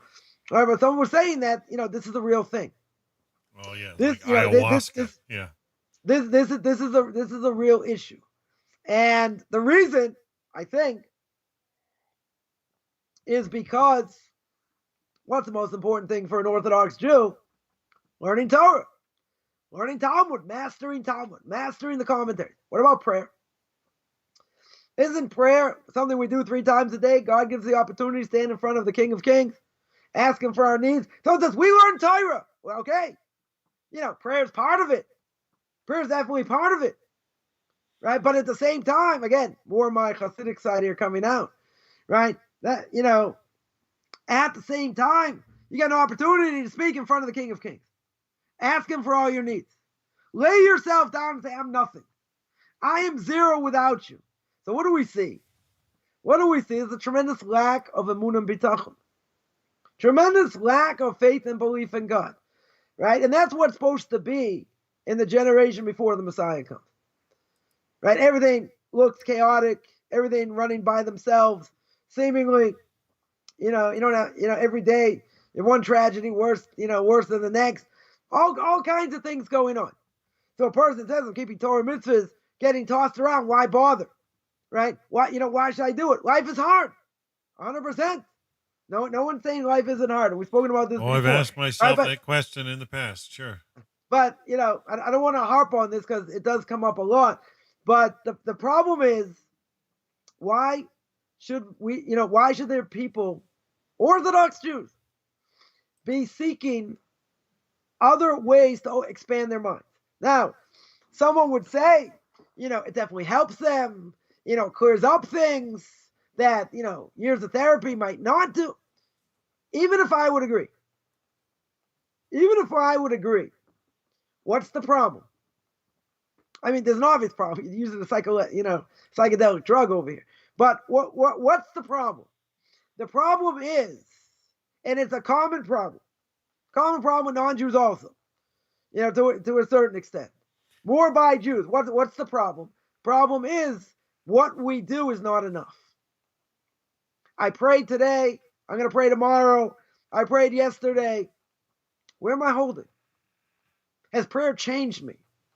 The Chazon Ish of Avram Yishaya Karlitz, a blessed memory, he prayed with so much energy. He's a very weak person in general. He prayed with so much energy, he had to rest afterwards.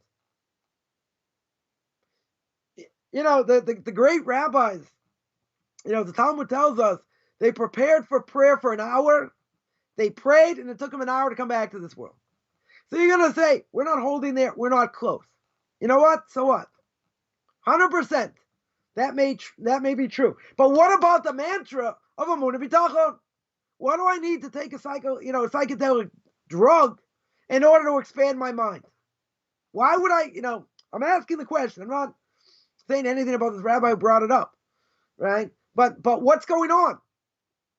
Why would people do it? So I understand very clear. Because we're living in a cream puff generation. People very weak. They're not getting what they need to get out of learning. Learning's a major part, right? But they're not getting anything out of prayer. They're not working on prayer. I don't know how many people really working on prayer that are doing this. I didn't do a study over here, right? But we say every day. We go to synagogue in the morning. We say every day, Yivdu es Hashem b'simcha. My obligation is I have to sing and dance, right? I have to serve. Let's translate it better. I have to serve God with great joy. That's what I have to do. Now, if a person gets up early and says, if you have to sleep, you say it, you move on. You don't really think about it because, I'm thinking about, okay, I have to get to this point. I have to do this.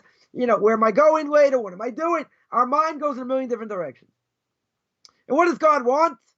He wants you to concentrate what you're doing. He knows who we are.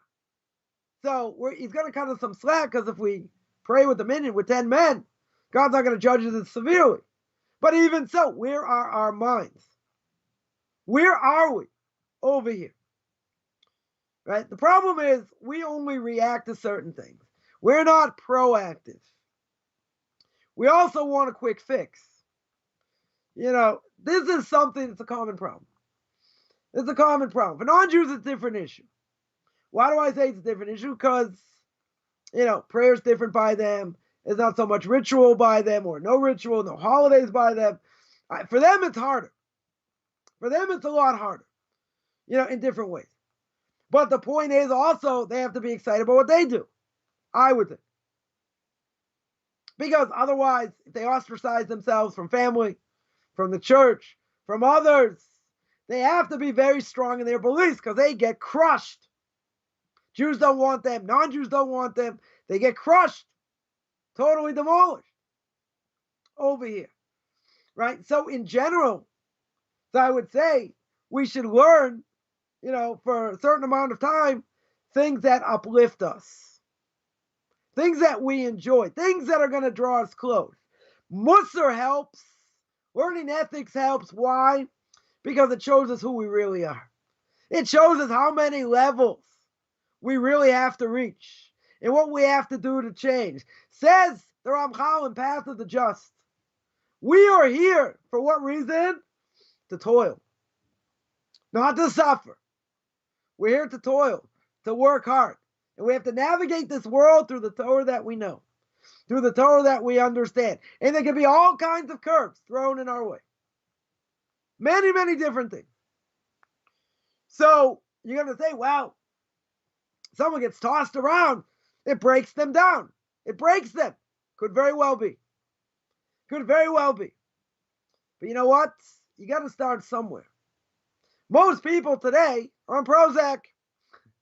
Why are they on Prozac? Prozac gives them a little bit of an edge. They want to deal with life. They want to be happy. They don't want to be depressed, right? They don't, and a lot of things we go through, right? A great rabbi, one of my rabbis also happens to be a psychologist, would say a person go through 70 different mood swings in an hour. In an hour, not a day. You hear things, you see things, whatever. Many different things. So this is a very hard thing. But even if we understand what to do, which is 95% of the game, even if I know what to do, I have to go do it. I have to go live it. And I have to do it to the best of my ability. If a person had proper emunah bitachon, belief and faith in God, which I recommend most people to read Duties of the Heart, in the gate of bitachon, what our obligation is. They had proper emunah and bitachon, then this would never be an issue. My Rabbi has said many times during Corona that a person has to say, with all the difficulty, with all the hardship, person has to say, God, you are the one in control. I am not in control. I have to put my best foot forward, right? That's what I have to do. But it's very, my Rebbe would say, you have to say it over and over again during the day. Say it a number of times during the day. I'm nothing without you. I don't deserve you to help me. You're the one in charge. But I have to put my best foot forward. True. 100% I have to put my best foot forward. But even if I have to put my best foot forward, we have to realize it's not dependent on us.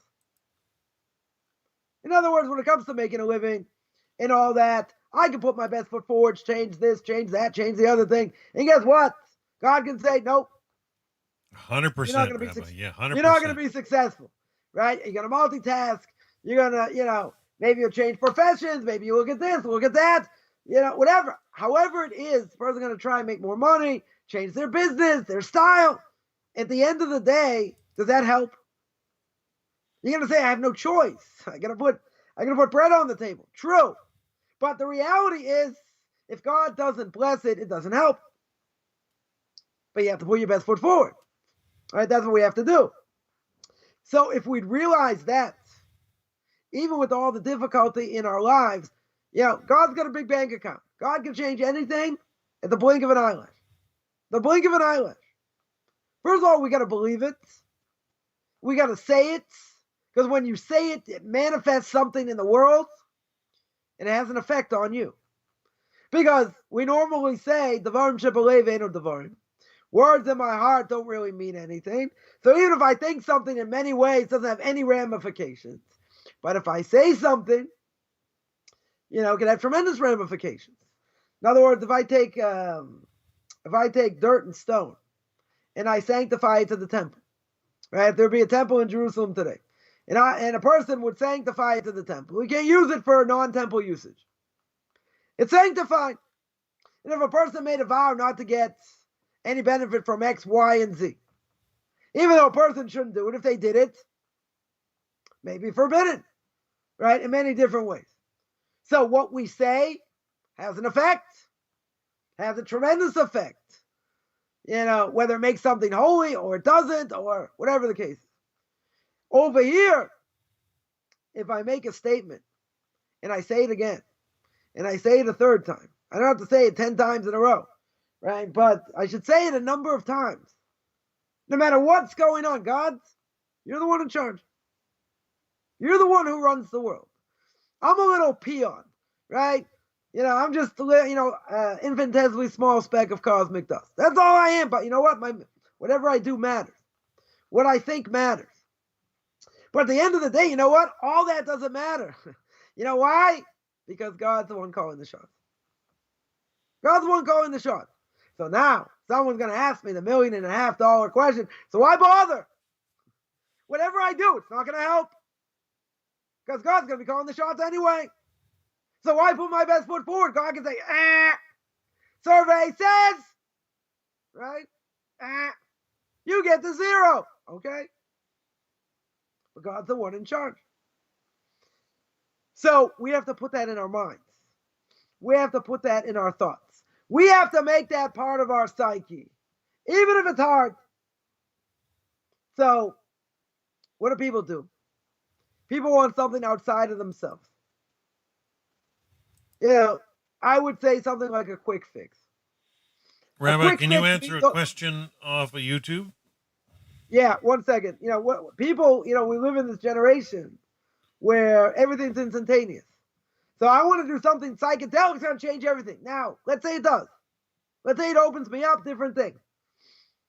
Right? Is that what we should be looking for? Now, this person giving it over says no. But that's what people are doing. Right? So there's a lack. There's a lack in how we pray. There's a lack in how we make blessings. There's a lack in many, many things. But there's a huge lack in different ways for some people when it comes to belief and faith in God and how he runs the world. And I have to serve God with great joy. So you're going to say it's a contradiction. It's not a contradiction. Because no matter what happens, Nachum ish gamzu. Right? The Rabbi Kiva said, everything is good. Gamzu l'toiva. Everything is good. Now he lived as a paraplegic, boiled all over his body, living in a hovel. How can he say everything is good? Because everything comes from God and doesn't matter. And he's going to do whatever God says regardless. Yeah, what was the question? A friend of mine, Cookie Monster on YouTube. This is a person who I believe is in northwestern Europe. Says, can prayer be without words, but with feelings of gratitude and compassion? Prayer is something very specific. God knows what's in your thoughts. Right. Even but if it has to include words, right?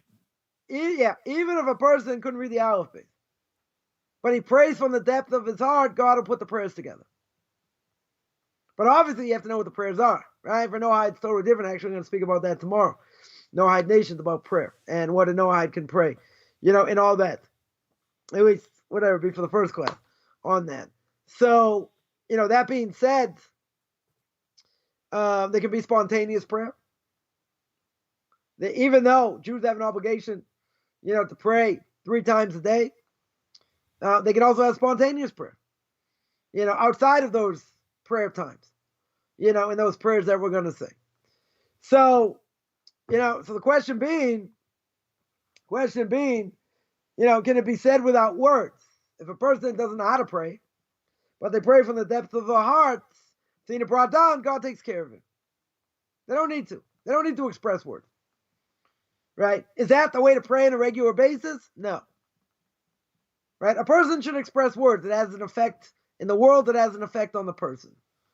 Right? If you don't, if a person doesn't know the words or whatever, is it going to have an effect? It can still have an effect in your heart. Right? It can have an effect. But obviously at some point, right? If you're a Jew, even if a person prays in English, better certainly to pray in English or whatever language you understand than just doing it in your heart. That because what are you doing? You're enunciating. You're saying certain things that have an effect on you. Right? It can have a tremendous effect on you. It can have a tremendous effect on the world. Now, technically speaking, right? Technically speaking, can prayer said be without words? Yeah. 100%. Is there gratitude? Can someone have gratitude in their hearts? Yeah. But it could be. That's something someone needs to work on. Right? Meaning that gratitude, I would say, should be said. Even though you'll tell me. Voiced, yeah. Someone will say, come on. I read some of the Psalms. It says, God, I want to thank you for snow. I want to thank you for the rain. I want to thank you for the constellations. God's like, thank you very much. You think he needs that? He doesn't need that. He gives us the ability to have a connection with him. Right? So, compassion, gratitude is something that's good inside. No question. Imagine how much it's worth from the outside by saying it. Now, that being said, would a person have an absolute obligation? God's going to know what your prayers are. He's going to know what you're thankful for, even if you don't express it. But certainly for a Jew, there's an obligation, a rabbinic obligation. When it comes to prayer, the Torah obligation is, according to the Rambam and others, I have to pray. That's my obligation, according to the Torah. what I pray, when I pray, what I say, and all that, and at the time, that's all rabbinic. If anyone agrees, you have an obligation. You have an obligation over here, right? So, that doesn't mean it has to be fully expressed. It should be. It should be. But if a person, can't get a hold of a prayer book, and whatever it is, so even if they say it within their hearts, right? So God is going to certainly take that into account. Famous story, which we mentioned before, is by Rabbi Eliezer ben Dordaya. Eliezer ben Dordaya, right? Scum of the earth, with every prostitute in the world, and it went, the 4 seas or 7 seas, whatever it was. See the prostitute, something happened. He wasn't with her. He speaks to the mountains. Can you help me? No. He spoke to the trees. Can you help me? No. He says, oh, it's only dependent on me. Put his head between his legs, repented, and he died. And then the Talmud says, Rabbi Eliezer ben Dordaya is welcome in the world to come. Right? It's very interesting. 2 minutes before he's scum of the earth. Now, all of a sudden, not only is he welcome in the next world, but he's called Rabbi Eliezer ben Dordaya. Right? So Rabbeinu HaKadosh, Rabbi Yehuda the Prince, who organized the Mishna, says some people get their own haba, in 1 minute or 1 second, and others takes their whole lifetime. Now, if you analyze a little bit over here, question is, what repentance did he do? Did he say, vidui? Did he confess?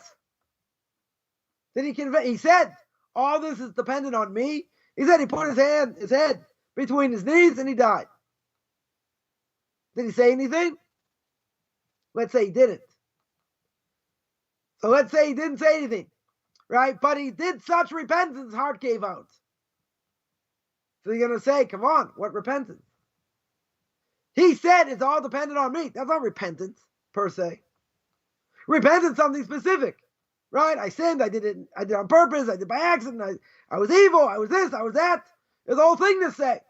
So you can say maybe it's before his time, before the rabbis, put it together. Okay. But that's all in his heart. Seemingly, that's all in his heart. So if that's the case, guess what? The repentance goes straight up, and you got to force the world to come, even though he lived a life of debauchery. Huge life of debauchery over here. But Talmud says, look, some people get their olam haba in 1 second. Some people get it. Takes them their whole lives. So, in general, words in your hearts don't seem to mean a whole lot.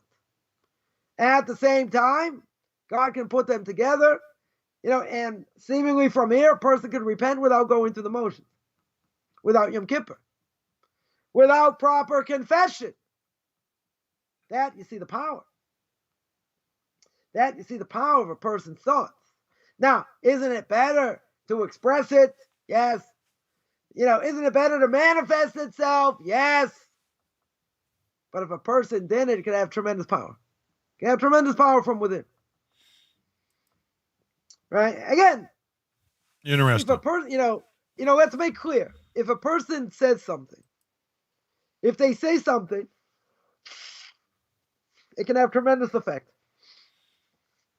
It can have tremendous effect. Why? Because when the person hears it, it affects their psyche. So since it affects their psyche, it can be positive, it can be negative. But here, the mantra is, or should be, God, I might have done this to myself, or let's say this is out of my hands. This is something, you're the one in charge. So, it's a good burden over here. Give over to someone else. Let him take responsibility because he's the one that calls the shots. Question is, okay, he puts us in certain situations. We have to deal with it or whatever. It's a tremendous lack of bitachon today. Tremendous lack of belief and faith in God. Why? Because everyone, I shouldn't say everyone. People think it's what I do that matters. And that is true. My actions have repercussions. My thoughts have repercussions. That's all true. At the same time, it's not just about us. It's not just about what I do, what I think, how I react. Because at the end of the day, God's pulling the strings. And a person, I'll give myself as an example, a person can be tossed around, have difficulties, lose everything, and go through a 17-year odyssey. End up in a certain place, and then what could happen? You don't see any rhyme or reason over here. What's going on? And then what do you see? Two of your kids marry two people in the same street, one building apart. What are the odds of that? Zero. In their background, in your background, your kid's background, whatever, all these different things. Now, is that the reason I had to go through everything? I have no idea. No idea. But I can tell you what the end result is. That's the end result. And we see by shidduchim, by kids getting married, it's above nature. It's totally above nature. And it makes no sense in many ways. How people are paired up and how it works, or God forbid it doesn't work. But you see that Talmud says putting two people together, is harder than splitting the sea. Which, if God can do anything, and God can split the sea, why can't he put two people together? Doesn't matter. Give an example. Again, use myself as an example. I was pretty convinced, when I came there, I came to Israel 30 years ago. I was convinced there's no way, because of my mentality and other things, I would ever marry an American. Never happened. Now, my wife would say, come on, if you're speaking about sports and TV and this and that, an Israeli never would have understood you. Well, that's probably true. That's probably true. But at the same time, God says, okay, you really think that's the case? I'm going to show you different. I'm going to show you different. And that also was against nature, what happened. And how we met in different things. It wasn't, it was a natural thing in certain ways. Right? But many things were above nature here. Many, many different things. And God says, okay, this is what's going to happen. I'm going to put you two together and, and that's it. It's a pretty amazing thing. But if I would have called the shots and I would have thought X, Y, and Z, would have happened. And it would have been to my detriment. Right? In many ways. Because there are times we think we know what's best. And what happens? God says, I don't think so. I'm going to get you through this. I'm going to put you through that. I'm going to, but how many people have said if I would hit the lottery, in general, it's going to make my life so much easier. And statistically, it's been proven anyone who's hit the lottery for big money destroyed their lives. Totally destroyed their lives. A year usually, yeah. The vast majority, family destroyed them, others, totally destroyed them.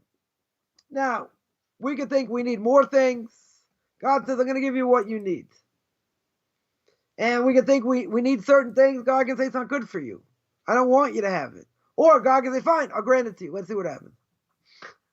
Let's roll the dice. Right? And you see, it's not a good, in the end, it wasn't a good thing. So why do we choose it? All kinds of reasons. And these reasons may be totally justified. May 100% be justified, but they're not good for you. So if that's the case, then someone will ask, so what should I pray for? And what you should pray for is, for a Jew, you're going to pray for sustenance. You're going to pray for health. You're going to pray for redemption, spiritual redemption, physical redemption, right? Many different things we're going to pray for. But in the bigger scheme of things, we have to say, okay, we're going to pray for livelihood. God, you're the one in charge. You're going to make it the way you're going to make it regardless of what I do. So I want it to be the best for me in your eyes.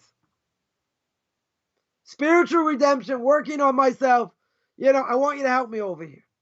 Because at the end of the day, you're the one in charge. So it has to be what God wants, not what I think. Now, it doesn't mean we don't pray for people to get better. Doesn't mean we don't pray for livelihood and for us, for others. All kinds of things. Got to put my best foot forward. But at the end of the day, what's the X factor? What's the X factor? The X factor is God himself. He's the one that calls the shot. But again, I have to be the one to ask for it. Right? I have to put my best foot forward, understanding not only may God not answer, but I want what he wants for me that's best. But what if I need certain things? And he says, okay, you're not going to get it. And, you pray again, You don't give up. Now, you have to know what's really good for you. And that's not an easy thing. Because most people would think, oh, I think this would be good for me. If a person knows, let's say in hindsight, they met a certain person and, they're head over heels. This person was the one and they get rejected. And they can't, they have trouble getting over it and it's so hard, and this and that. And then they meet the right person. And then once they meet the right person, what do they think? They think, what was I thinking with this other person? You never would have been the same with them. Your life would have taken a whole different trajectory. So you're going to say that's easy after the fact. Right? That's easy when you see things in hindsight. When you play Monday morning quarterback. Then I understand. But what about when you're going through the pain? What about when you're going through the rejection? Because you have to remember as well, even if there's rejection, even if there's pain, there's a light at the end of the tunnel. There's a light there. God may close 5 different things, and he may open also. It doesn't just stay closed. Now, it might take time for these other things to open. May very well take time. But you know what? It's going to open eventually. It's going to change if we make the efforts. If we don't make the efforts, that God change everything, what? Abracadabra? God's going to change it? No. The thing is, you have to be a vessel over here. You have to be a vessel for change. You have to be a vessel for truth. And if you're not, no matter what you do, it's not going to help. And that's the famous story with the Pirkei Rav Israel Zev, Soloveitchik, of blessed memory. And he disagreed with many other rabbis by saying that, let's say you have a relative not going the right direction, etc. You want to pray, they should repent, that they should do tshuva. So says the Pirkei Rav, if they're not a vessel to be holding for that change, then what you're wishing for is a waste of time. Now, other people would disagree. Other great rabbis would say, come on, you're putting your best foot forward. You want that person to have an awakening in spirituality. So if you don't pray, is that person ever going to have that awakening? Probably not. Right? So other people will say you pray for them anyway. You pray for them, you don't know what's going to happen. Maybe dumbbell's going to go off in their head, or they get clocked, or something happens. And they come back, they start questioning. Could happen. Right? But the Pirkei Rav said an amazing thing. And again, most people probably disagree. And that is that if the person's not a vessel to want to change, and they're based on desire, come on. You think I'm gonna convince 100 million people not to watch the Super Bowl?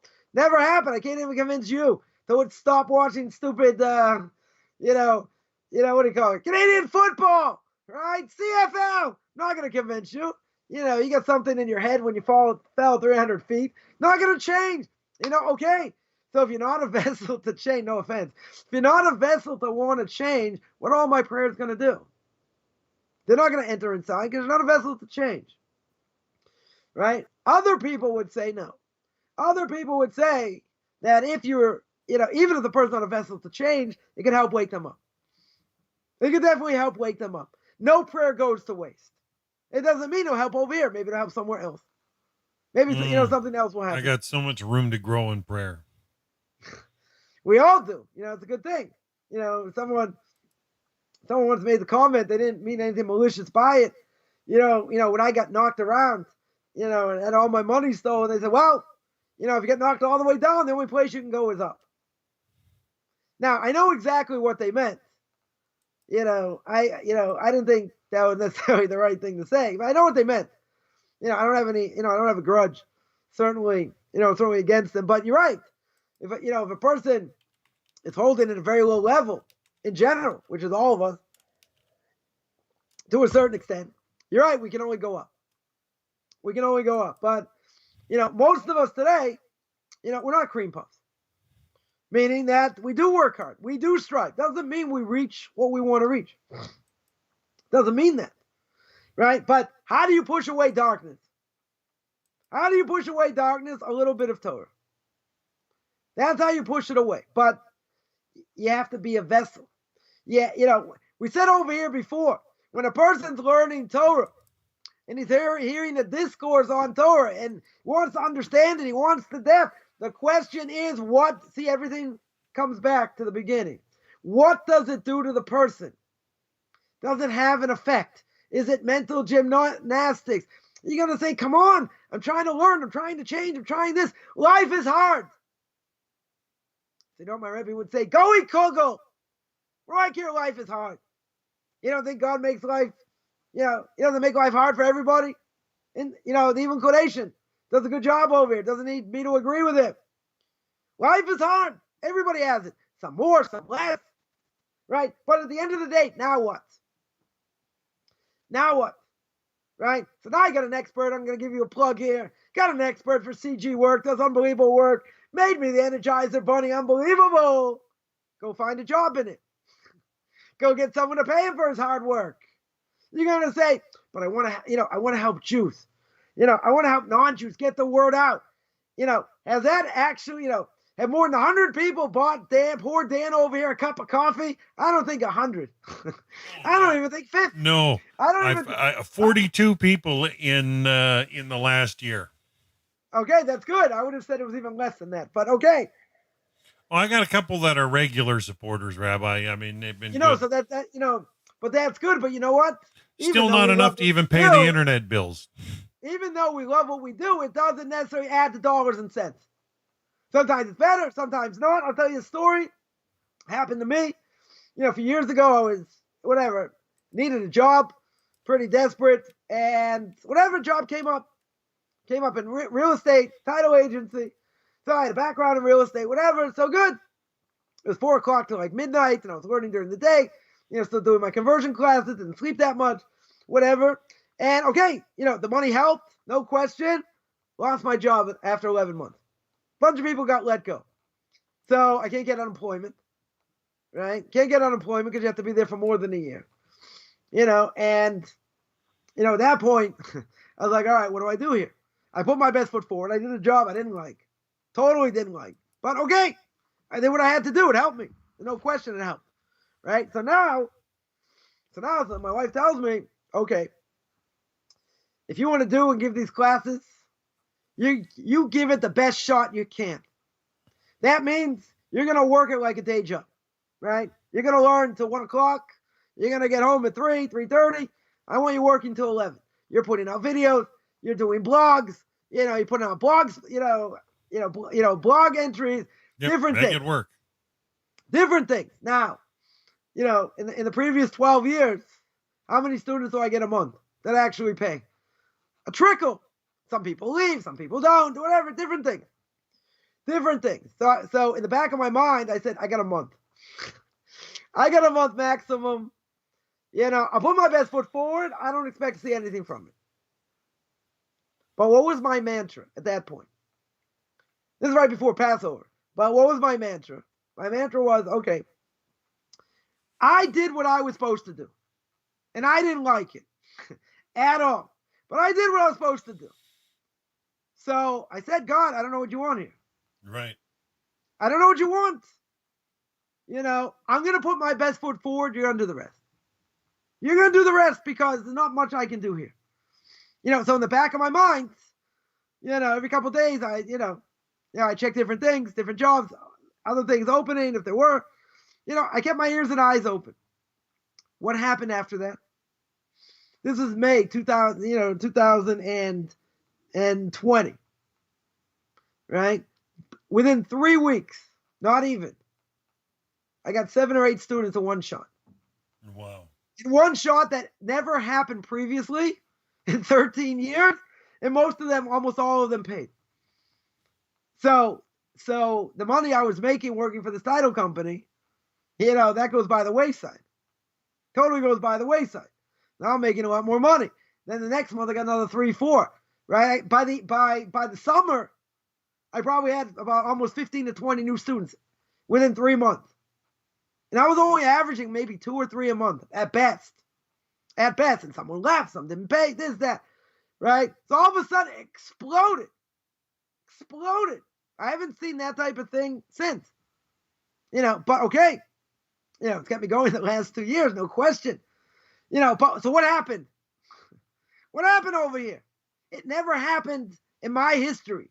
Never happened. I put my best foot forward, 0. I didn't get 0. Let's say better. I didn't get 0. Right? Sometimes it felt like 0. I didn't get 0.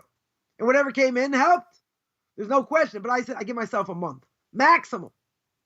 Because, in a month and a half, I'm going to be on my knees again. So, still waiting for my, my wife's, what she was doing, copywriting, Facebook ads, going to take time to get that business off the ground. Okay. Now, what are the odds overnight things change? 0. In my life, 0. It hasn't happened. In 13 years, never happened. So what happened over here? Why did things change? So the answer is everyone's going to love this. I don't know. But I'm going to give you, I'm going to try and give you a spin. And my spin is, I told God, listen, this is what, and I would pray 3 times a day. You put me in this situation. I don't think I did anything wrong over here. You put me in this situation. If you put me in this situation, you're the only one who's going to get me out. And I'm putting my best foot forward. And if I have to find something else, I'll do it. If I have no choice. I didn't want to have to, but okay. Because this is what I'm good at. I told one of my kids, yeah, I'm just about to give a class for 3 hours. Like, how are you going to do that? I said, I'm just going to go. I'm just going to let it rip. Right? So what was the difference? I saw that someone else's life, more than 6 months ago, more. Person went through an unbelievable amount of self-sacrifice, and God opened up all the doors. All the doors. Financially,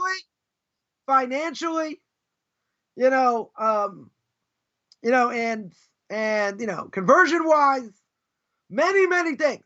Person had a block, was suffering financially for years, for a number of years. And all of a sudden, God parted the Red Sea. Part of the Red Sea. Now, what changed? So my advice to this person was, if you want something to change, you have to show God self-sacrifice.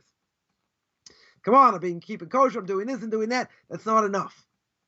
You got to put yourself on the line. And this person went through hell. They went through absolute hell in different ways. Right? In many different ways. But he did it. He ended up doing it. And what happened? God split the sea. Seen more success now than he's seen last 10 years. Easy. Why? Why all of a sudden God changes luck over here? Quote unquote. Even though we don't really believe in luck. Right? Why did God change his whole stature over here? He changed it because he showed absolute self-sacrifice.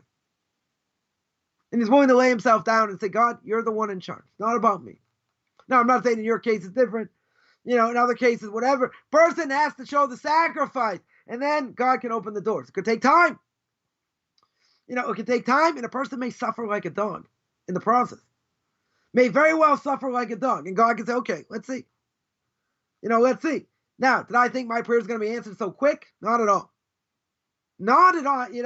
If I would have bet all the money I don't have, never happened. I would have been against it 100% of the time. And I would have lost. I would have lost all the money I don't have. Right? Finished. But why did God change it? I don't know. I think part of it was that he saw deep in my heart what I wanted to do and how badly I wanted to do it. And that's not even the most important thing.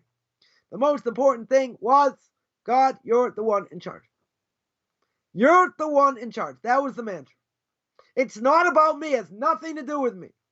Now, other times I put my best foot forward. I got a goose egg. Almost a goose egg. So you say, what happened? God wanted to see more. He wanted to see more self-sacrifice. Right? Just like we see by Sarah, Rivka, Rachel. Right? The matriarchs. What happened? They didn't have kids. Sarah never could have had kids. according to nature. Never should have had kids. So the commentaries say, so why did God make it so hard for them? Why did God make it so hard for them? God made it so hard for them because he likes the prayers of the righteous. And imagine what those prayers did. And they stopped other decrees and who knows what in the future. So now, am I going to claim I'm one of the righteous and God loved my prayers? No. Not at all. Did the way I pray change? Yeah. It changed. And I did my best not to do things robotically.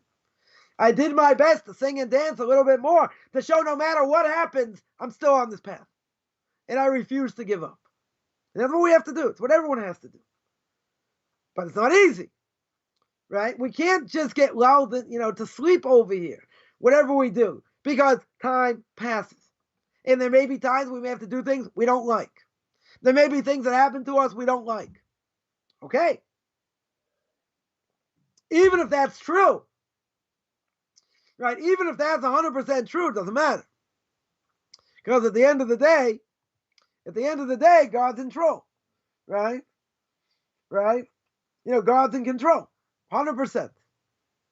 Right? So if God is in control over here, if God is in control, that's the mantra.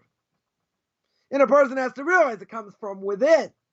But a person has to show, and everyone has gone through conversion, or even someone's in Noahide, they know this, that they have to go through self-sacrifice.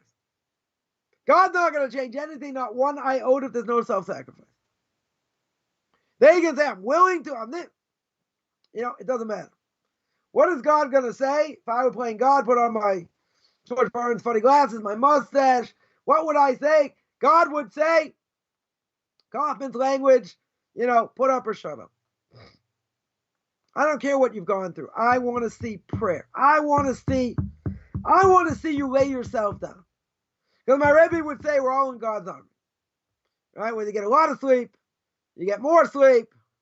Right? You're in God's army. Right? You have to keep Torah mitzvahs. Whatever applies to you. That's what you got to do. Right? And if you don't, and you do things robotically on a regular basis, that's a problem. That is a major problem. And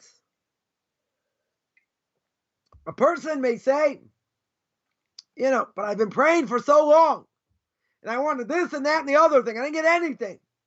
Well, it could be God can say, you don't deserve it. It could be God can say, okay, I want to see more prayer. But I've been doing it for so long. Why can't I get answered? Why do we think we should get answered straight away? Right? We shouldn't think that. There's no way we should think such a thing. Everything is instantaneous. Everyone wants an answer straight away.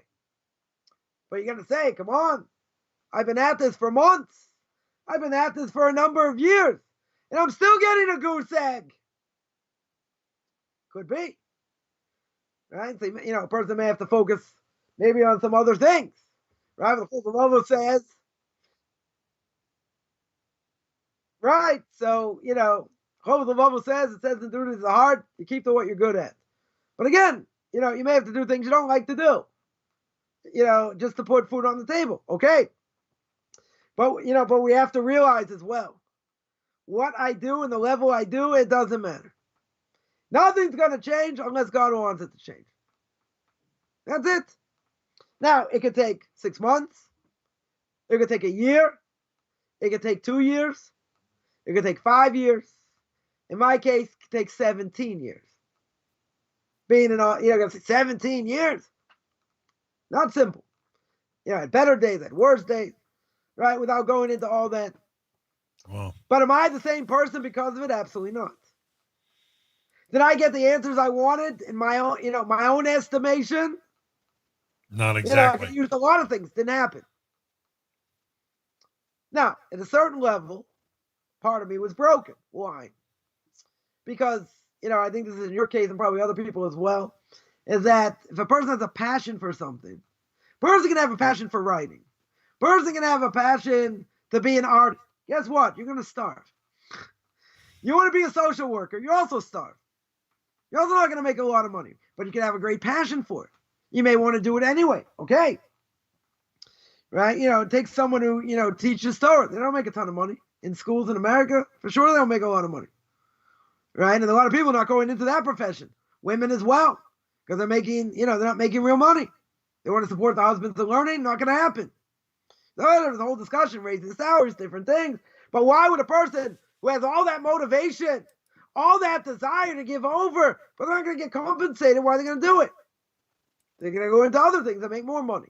But then what's going to be, and that's the question, what's going to be with teachers now of this generation? No one's going to want to go into it. A woman goes to seminary, 19 years old, comes back, she's going to get paid, $20 an hour.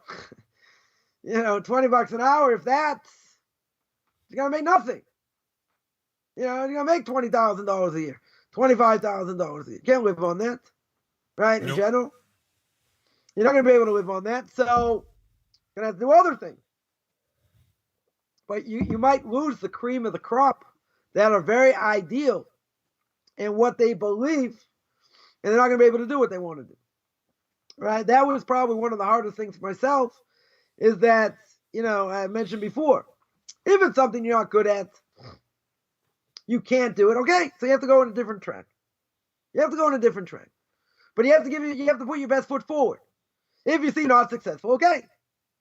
Right? But if you've tasted success, and you had success, and then you get slammed left, right, and center, and then you say, wow, I see these other people doing things. Why can't I do it? And what was the answer? And I mentioned this many times as well. What was the answer many times, which I refuse to hear, and that is, God's telling you it's not your time. But if he gave you strength, and he gave you talent, and you can't use it in the way you want, that's extremely frustrating. Extremely frustrating. So, okay, so I had to get involved in other things, but I still had something, over time that gave me great enjoyment, right? To be able to help others. Now, was it exactly the way I wanted to do it? No, wasn't. But that was the situation. So, that's a little bit hard to take. But at the same time, we have to see this as a blessing also.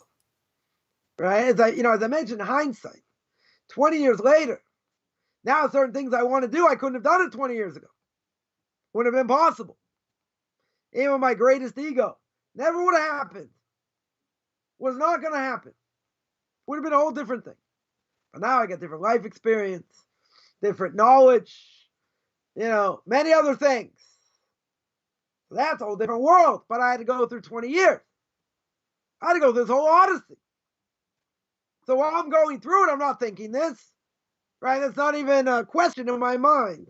Now all of a sudden other things happen. Other things are going on. Totally different ballgame. But see, God didn't whisper into my ear and say, this is what's going to happen. You just got to be patient for 20 years. He didn't tell me that. I didn't get any information, right? I'm not a prophet, not the son of a prophet, right? And there were days that, it was depressing. It was very hard. To go from having not to having. To take handouts, different things. It's hard. Humiliating. More than anything else. Right? But at the same time, now I can look in hindsight, which is always 2020. But I look in hindsight now and say, of course. This is why I had to go through certain things. Certain things I'll never understand why I had to go through. Fine. It's not, it's not for us to really try and figure out. As we said before. But, there are other things, going on behind the scenes that we don't know, that we don't see, that we don't fathom. And even with all that, what happens? So certain things I still want to do. Roadblocks. Right? So why these roadblocks? Because the evil inclination knows you want to try this, you want to try that, you want to try the other thing. It's going to open up all kinds of spiritual doors. No, evil inclination says not going to do it. I'm not going to allow it. So fine, you'll take humble beginnings. You'll take the difficulty. You'll take all these things. But it's got to be about perseverance. It's got to be about showing, God, this is what I want. And I'm not going to stop till I get it. You got to be, Coffman's language, you got to be a pit bull. You can't give up on your dreams. Hang on and never let go. Does that mean your dreams are going to happen? It doesn't mean your dreams are going to happen. Doesn't necessarily mean that. right? But you have to think in the bigger picture. And you have to put your best foot forward. God could bless it or not bless it, right? You can go either way. You still have to put bread on the table. So you do whatever it takes. But even if that's the case, person can be jumping up and down, but I want to do this. And I want to do the other thing. God can say it's not good for you. It's not the time. So my answer was, yeah, you're going to have to wait a long time before you want to do this. But it'll happen, right? I'll show you the way. You go through this, that, and the other thing. But he didn't tell me that. That makes it a lot more difficult. Because when a person's getting tossed around, and you say, why can't I use my talents? Why not? That's extremely frustrating. Extremely frustrating. So what does God want? Does he want to squeeze us? Maybe he wants to squeeze us. Maybe he wants to see, what are you doing for me? Where's the self-sacrifice? God say, what do you mean? I do 20 shows a week. I'm doing this. I'm putting all the hours. What more can I do? There's always more to do. There's always more to do. There's no end. And God can say no for a long time. He can do that.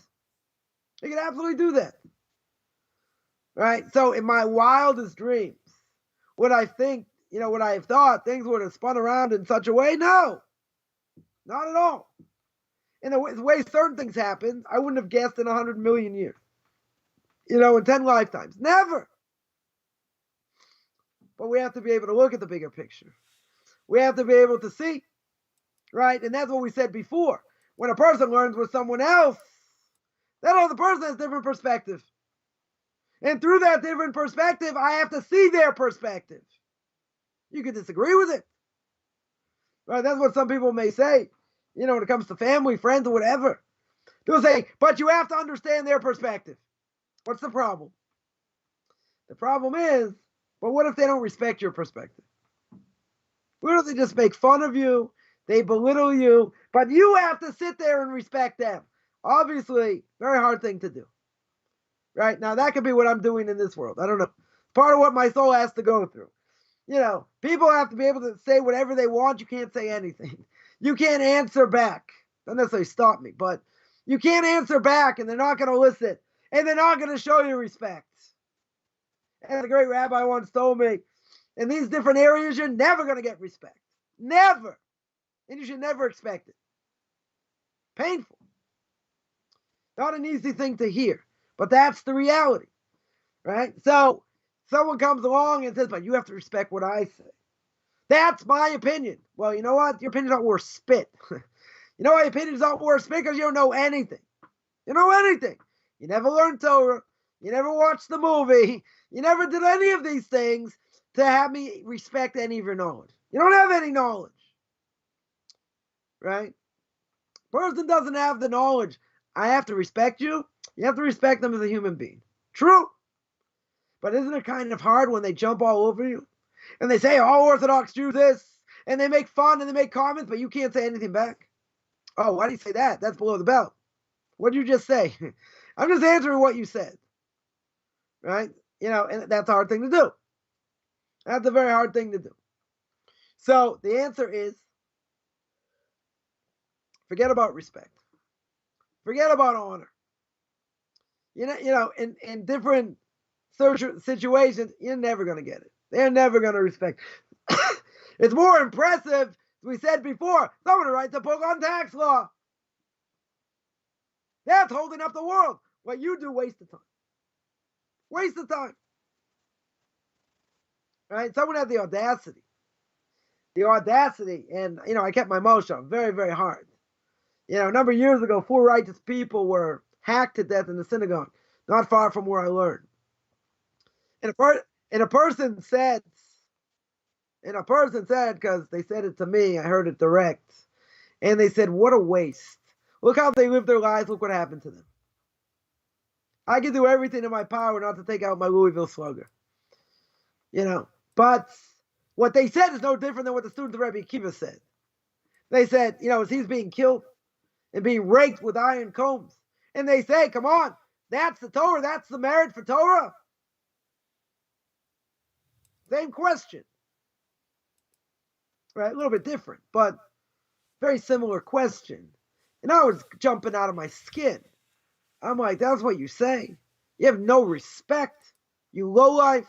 You have no respect. I didn't say that, but you have no respect, at all. I also represent Torah.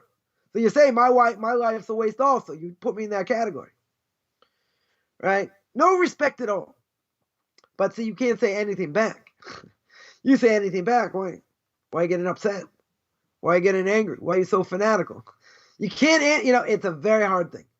And I'm sure I'm not the only one who's gone through it. Many others have gone through it. So you have to know when you should answer, when you shouldn't answer. And a lot of times I would tell you, you're wasting your breath. You're wasting time where these people are in your head. It's a waste of time. They're never going to change. The answer you should say is, oh. Or you say, okay. Like someone tried to get under my skin. They say, see, my son marries this non-Jew. They think the son's Jewish, but the wife isn't Jewish, so the kid's not Jewish. And he says, they got married by someone who got, I don't know, some sort of justice of the peace online. Whatever they say, see, they didn't even mention God. They didn't even mention God at the wedding. They don't, so I said, okay. What am I going to explain? Noahites, if they're non-Jews, they can live together. They don't need to mention God. If if one of the people walks out, they don't have to get divorced. That's divorce, according to the Rambam. That's marriage, according to the Rambam. Now, this person absolute ignoramus. What am I going to say to them?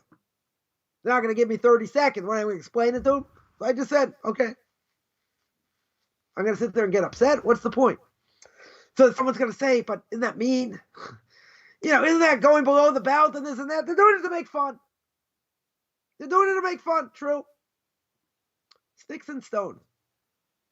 When I was much younger, I would have said something that would have been more obnoxious and whatever. They said, you're just a fanatic. You just, you spew out all these words and who cares what you have to say? And, okay. Reactionary, yeah. Yeah, so I'm going to sit there and get upset when the person makes a stupid statement. I could prove them wrong. It's a waste of time. There's no point to let them in your head. But you know what? The problem is, this is what we live for. This is what we live for, and they're just jumping all over. They're just like taking you and squashing you like a grape. They make you feel like an unbelievable piece of dirt. I'm going to sit there and take someone who doesn't know the Aleph base. Seriously? Come on. Waste of my time. Total waste of time. Oh, but they don't show respect. You got to respect them. Oh, that's hard. That is very hard. And, not to get upset, not to fly off the handle. That's hard. That's hard. Oh, last night I had to work after doing a double shift yesterday and, dealing with a bunch of these addicts. It's real difficult. I just told them yesterday, I says, I'm too tired to have any patience. And they took me serious for a change. And it was actually turned out to be okay.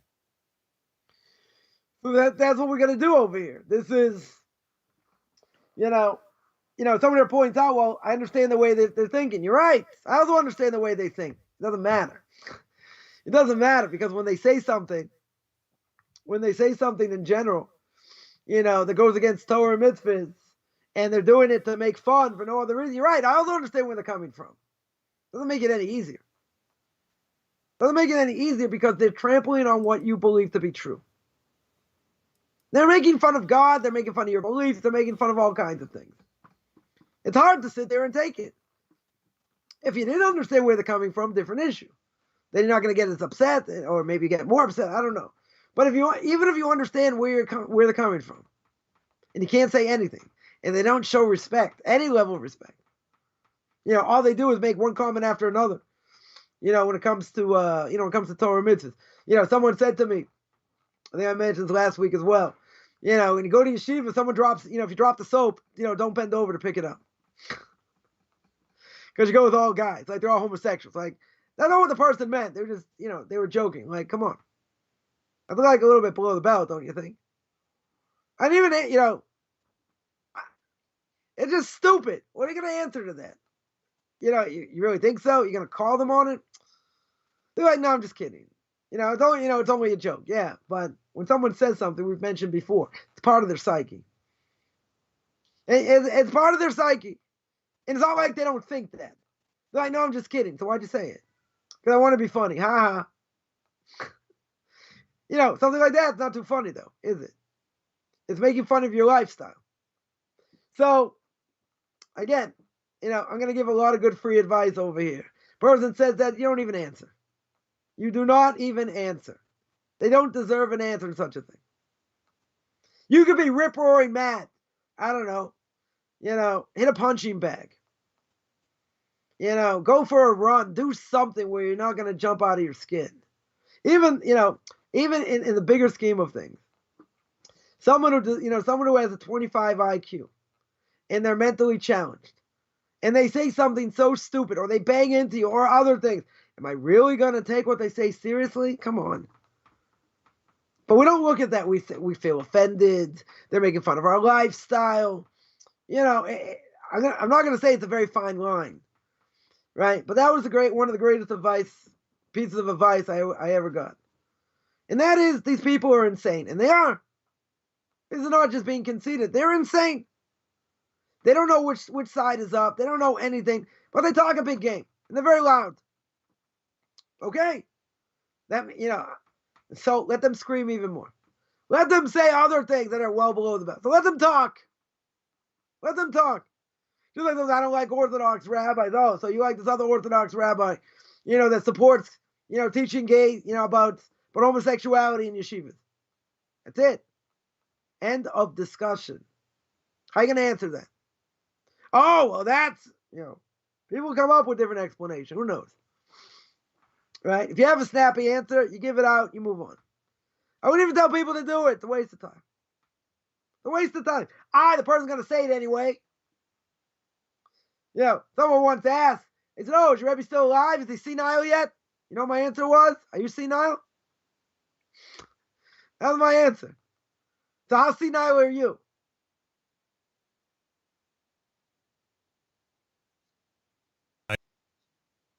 Borders on being senile. So I said, no, you're just tired. That has nothing to do with senility. But that was my answer. And they were like taken aback by the answer. Well, what kind of statement is he senile yet? Actually, no. He's still going strong. Yeah, body might be weak. His mind's stronger than ever. But what if someone say, I don't like this person? I would hope he's senile by now. I would hope you don't listen to him anymore. Damage control. Obviously, they don't like him. Fine. So that was my answer. Should I have answered? Probably not. I probably said no. Move on. But I have a hard time sometimes holding back. Yeah, it gets under our skin. I'm not saying everything needs to be answered. Right. I have to say, Hashem, hold the reins, if I don't, You imagine if I Teddy Roosevelt walk around with a big stick. You imagine if I had a Louisville Slugger, every time someone said that, I just smash them for being stupid. Bonk. Yeah. Bonk, bonk. You know how many people I would just put out of commission? With all the stupidity. They're like, you got to learn to control anger. We can make a comic book out of this, Rabbi. A person makes the below the belt comment. They say, if I breathe on your kosher food, doesn't mean it's not kosher. I've had someone say that to me also. So you know what my answer was? No, it just means it's got bad breath on it. If there's no saliva from nothing non-kosher, then it's not a problem. What are you going to answer to that? That person should be slugged. I gotta say, come on, that's too much anger. It's offensive. I don't care. No, I'm just kidding. Come on, you're flying off the handle. I don't make fun of your life. I could. I can say all kinds of things not gonna make you feel good, but I don't. Live and let live, right? And I know where the person's coming from. It doesn't matter. In certain ways, it makes it worse. It makes it worse. Because, I do understand, but you know what? You know what the mantra is? That person's insane. If that person's insane, why would I answer them? Why would I even answer such a comment? And the answer should be, if I breathe on your food, does it mean it's not kosher? You say no. Next. You don't even flinch.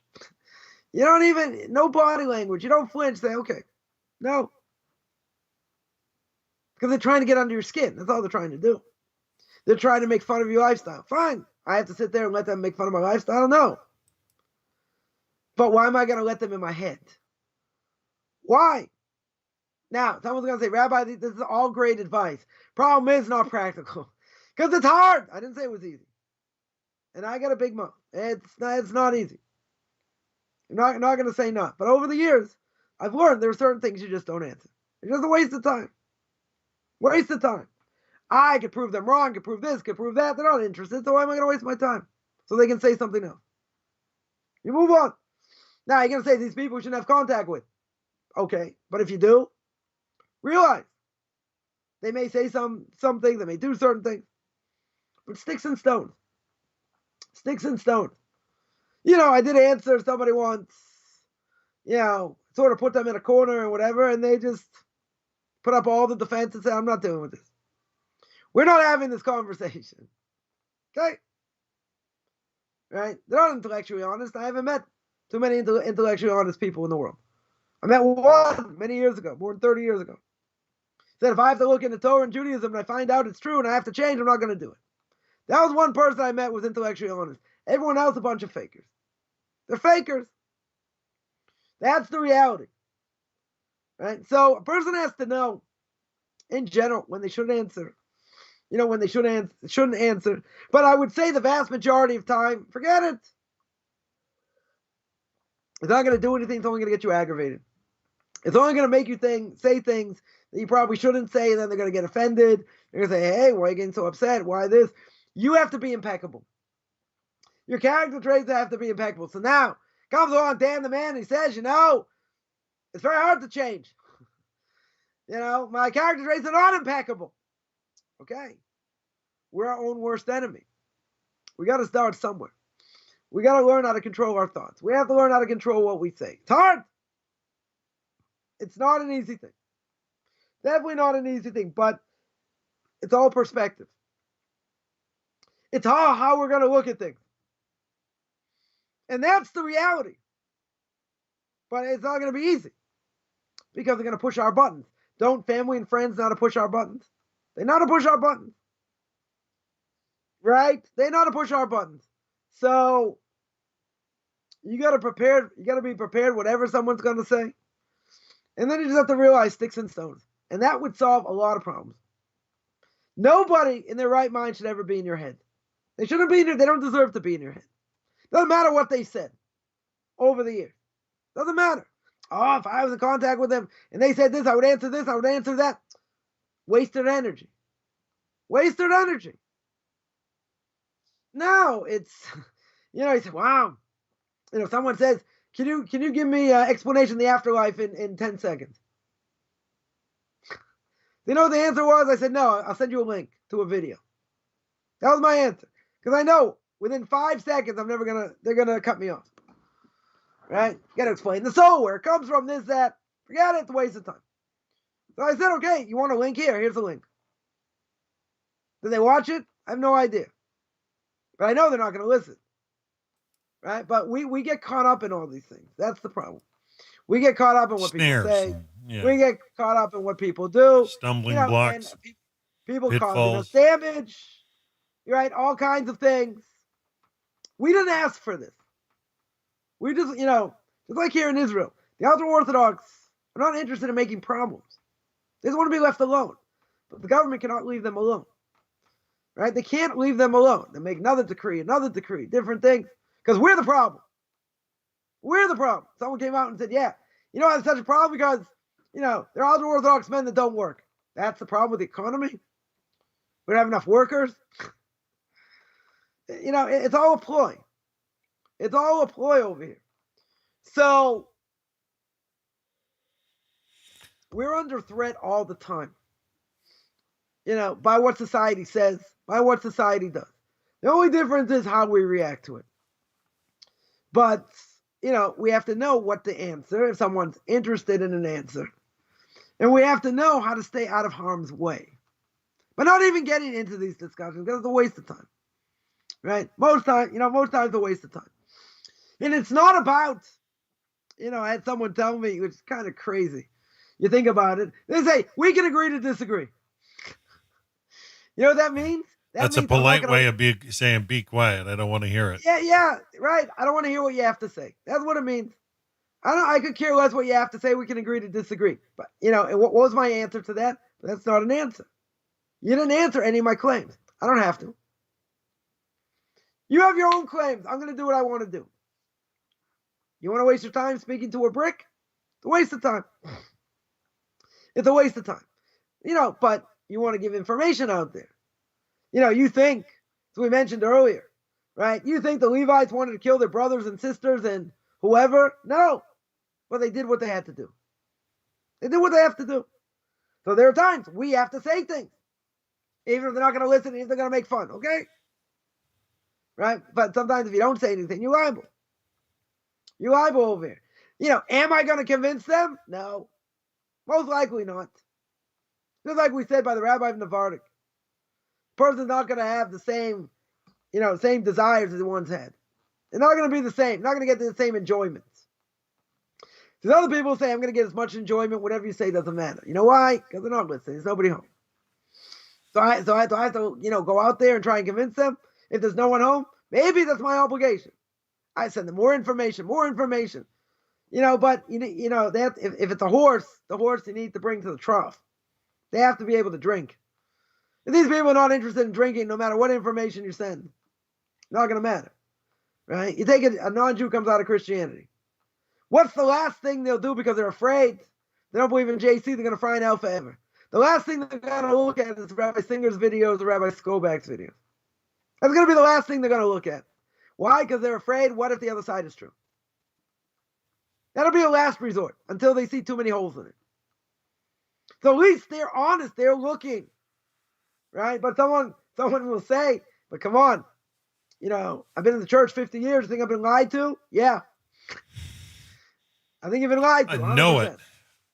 Yeah. I've seen so much dirt swept under the carpet there. So with all that,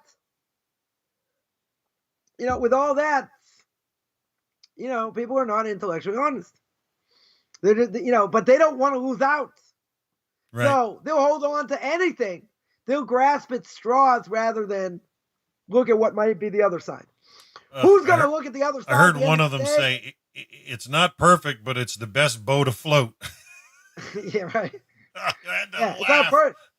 I mean, that's a joke. Come on. It's like I'm going to hold on. Imagine I told someone this who, said, do you think I can be able to teach, like Reformed Jews or whatever? I said, you have to have knowledge. You don't have any knowledge. So I said, imagine someone's drowning in the ocean. And say, God save me. What does God send them? An anvil. Clocks them on the head. They drown. That's what it's like. That's what it's like. And they're going to hold to what they believe in, even if they don't have answers. Because, they can't give it up. They're not going to give it up, right?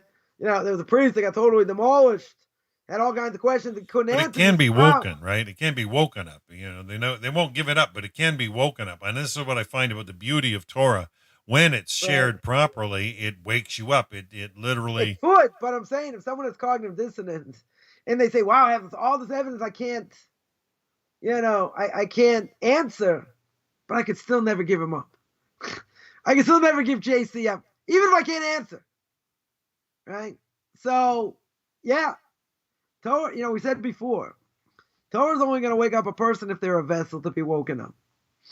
If they're not a vessel to be woken up, it's over. Right. It's not going to happen. Totally not going to happen. So we're not here creating Frankensteins, right? So what does Torah learning do? What does Torah learning do? It should change the person. If it doesn't change the person, we should all be worried it's mental gymnastics.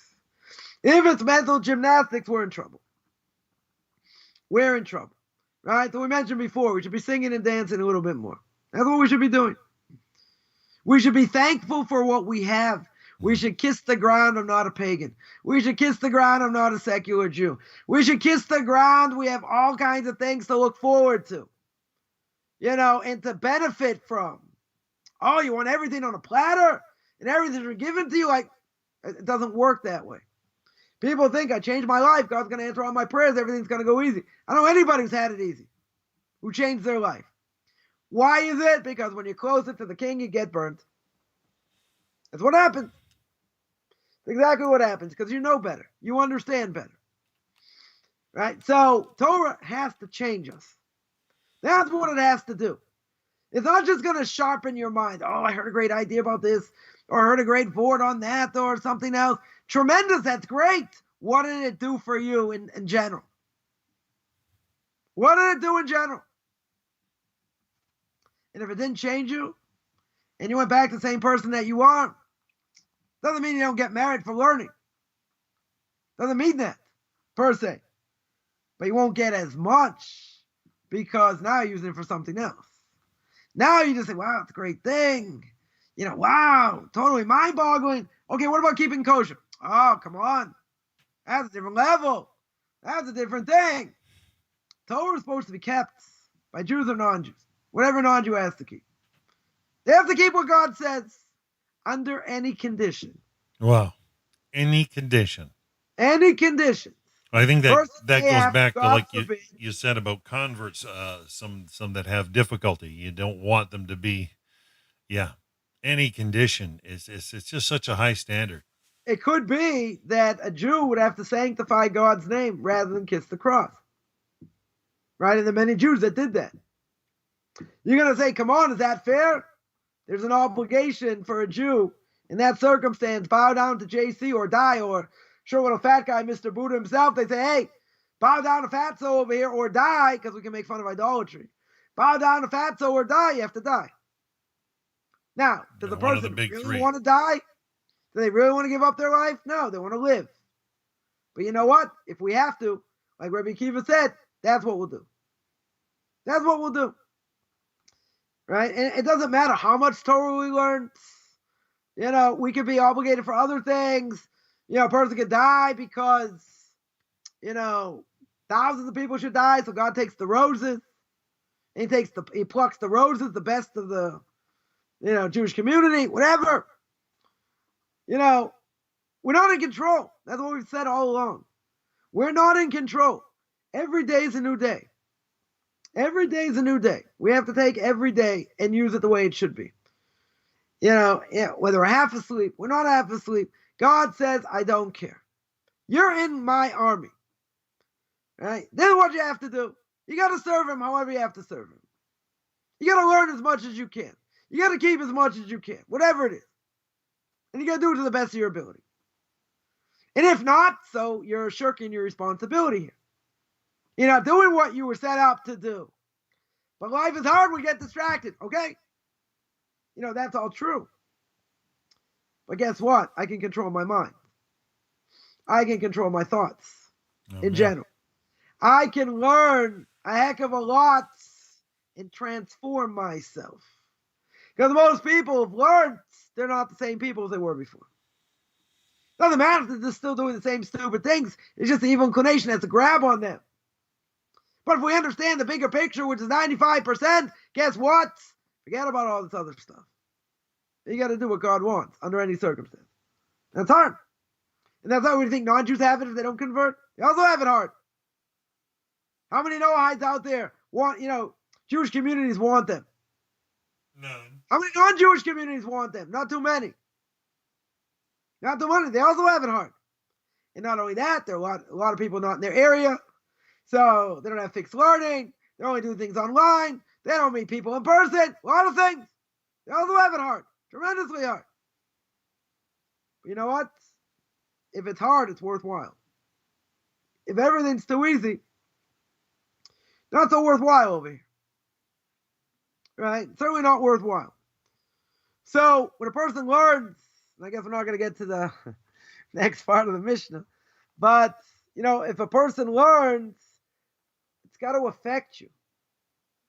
It has to make an imprint. I remember everyone said, when I started by him, he said, your heart was hard as a rock. And I said, now he goes, a little bit better. A little bit better. He said, but you got to be a vessel to listen. You got to be a vessel over here.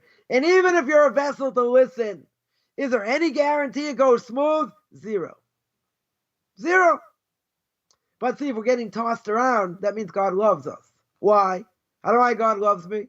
Because if not, he'd say, here's $1 million, here's 2 million, there's 5 million, scram.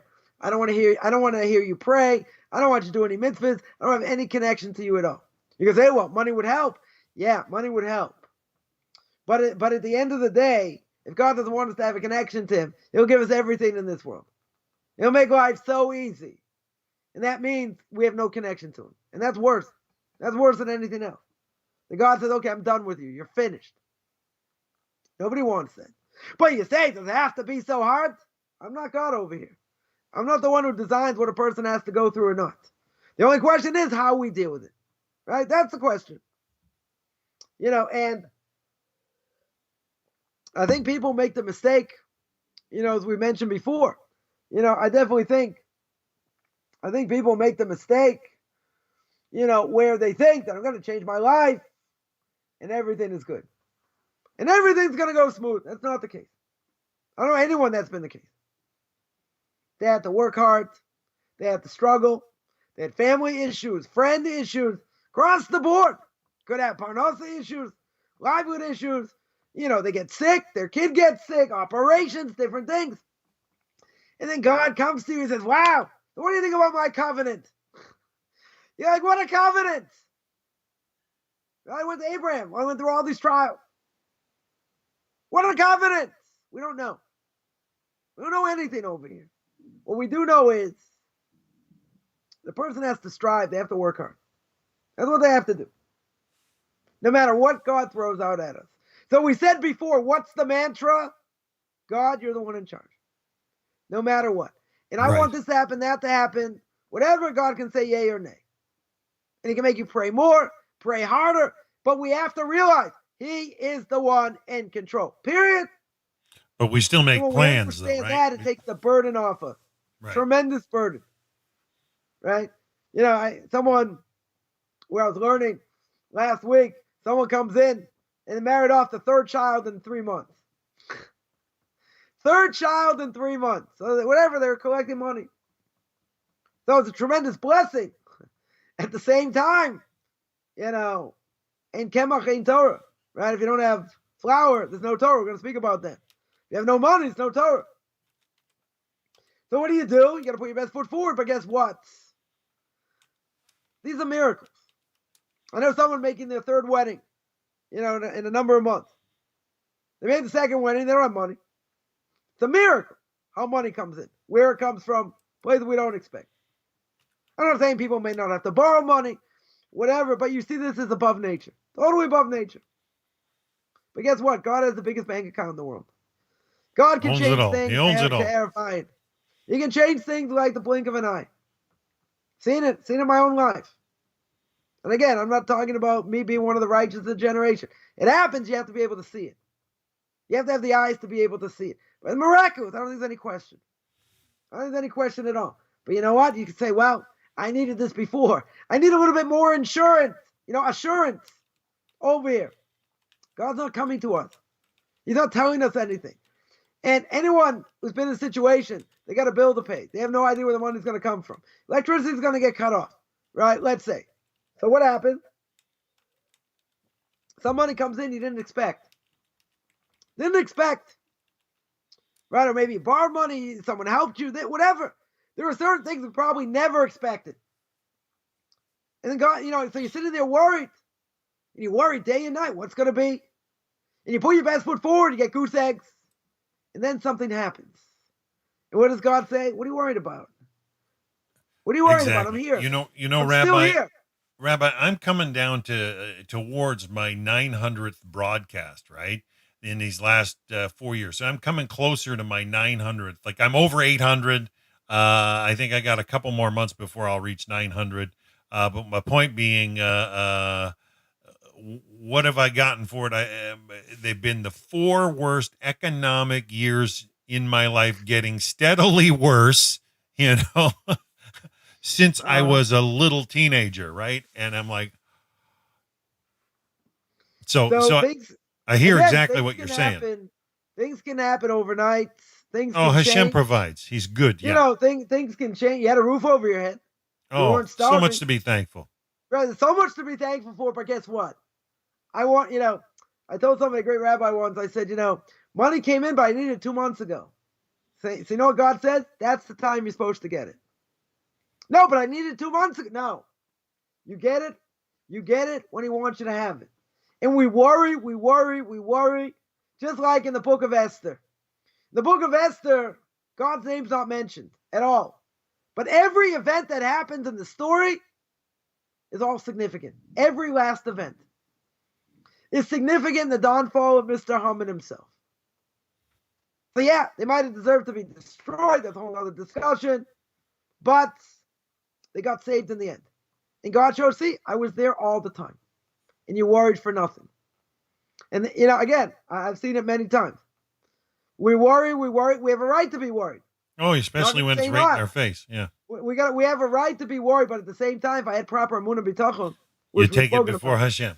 If I had proper faith and belief in God, what am I worried about? He's the one in charge. He's the one calling the shots. So why am I wasting my time worrying about it? Why in the world should I waste my time? God's going to take care of it. But yeah, the deadline's getting closer. Well, I find sometimes that worry is that faith in reverse. Right.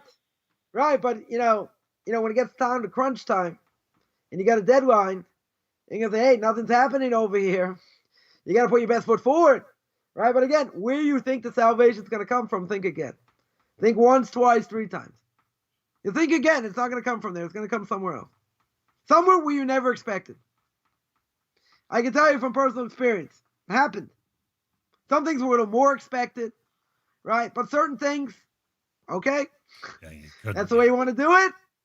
You're the one in charge, right? I remember, a few days before, my daughter's engagement party. I knew certain things were coming. Certain things should have been, a day or two, whatever. 3 things came in the exact same day. Exact same day. One should take another week. One should have taken, I don't know, a few more days, whatever it is. But, I knew for sure it's coming. So then the big joke is God says, what are you worried about? What are you worried about over here? I had plan B and plan C. If it came down to that. I didn't need it. But it came in the day before. Day and a half before. So go figure. We don't know. We don't know what's going on. We don't know anything. At the same time, that's what we have to work on. We have to work on faith. Got to have faith, right? You got to work on faith and belief. God can do anything at any time. Now, you're going to tell me it's taken 4 years, worst economic years. Yeah, but other things could have gone on, could have been a lot worse. Health-wise, many things. Not like you don't have a head over your, a house, over your head. You're not starving over here. Okay, could it be better financially? Sure. Right? Could be. Right? But God's, He's squeezing all of us. He wants to see us reach that potential and say, you know what? Doesn't matter. I'm still going in this path. I'm still going to do this, even if nobody buys me a cup of coffee or coffee. I don't care. I'm going to do it anyway. Right? I'm going to do it anyway. Because I'm going to utilize my talents the best way I can. Again, you have to make ends meet. Right? There are many things we have to do. Put our best foot forward. Fine. But the reality is God's going to help us in other ways. But we have to look at what we have. And a lot of times we forget what we have. When do we forget what we have when we don't have it? We take health for granted. Take many things for granted. So we have to learn in this world not to take anything for granted. Right? Be thankful for the air. Thankful for water. Thankful for food. Thankful that our insides work. The plumbing works. Right? I.e. the human body. A lot to be thankful for. All you have to do is think about people who you know that are sick and have other issues. You can say, well, thank God I don't have that. True. But we always complain. But this could be better. That could be better. You want the other trial? I don't think you want the other trial. Right? I'm not going to give anyone a blessing they should be constipated for like 4 days. You know what that feeling's like? You can't get that garbage out of your system. People in tremendous amount of pain. Nobody wants to go through that. You're going to say, but okay, I go too often, this happens, that happens. Why aren't you whistling Dixie that the body works? Chovos Levavos brings that down. Right? Duty is the heart and the gate of faith and belief in God. He says, look how the body works, the miracle of the body. And when one thing goes wrong in the body, throws the whole body off. The person gets the flu, they can't move, they got a fever, can't eat, different things. God forbid other diseases. So a person can say, well, I didn't have that, and I'm relatively healthy, whatever. So there's a lot to be thankful for. Problem is, as the cream puff generation goes, we complain about everything. Why don't they have our special cookies in the store? Why don't they have this? This person cut me off on the road. A million things. I just saw an article earlier, someone saying that living in Israel today, there's only one country that's a higher standard of living than us. That's in Switzerland. And not an easy place to live financially. Very, very expensive, right? In a lot of different ways. But, food's on the rise. Food prices, many different things on the rise. Paper plates, other things, right? And we're getting squeezed tremendously financially. Okay. So we wish that was taken a little bit down. Our money doesn't go as far. The dollar's down. Okay, a lot of different things. There's a lot of different things. But you know what? You have food. You're not starving.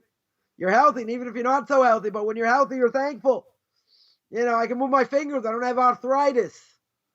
Right? My throat doesn't hurt after speaking for 3 hours. How does that work? That's pretty miraculous, because after tomorrow, I got 5 hours worth of classes. We'll see. By Monday, I never have a voice left. But that's because I yell and scream too much. Right? But there's so many things to be thankful for. We just complain. And I'm not saying it's easy things we go through. Oh, it's a bad habit if you get into it, I think. No, 100%. Because, it's a glass half full or half empty. And you're 100% right. So financially, you've taken a dip. But spiritually, look what you've gained.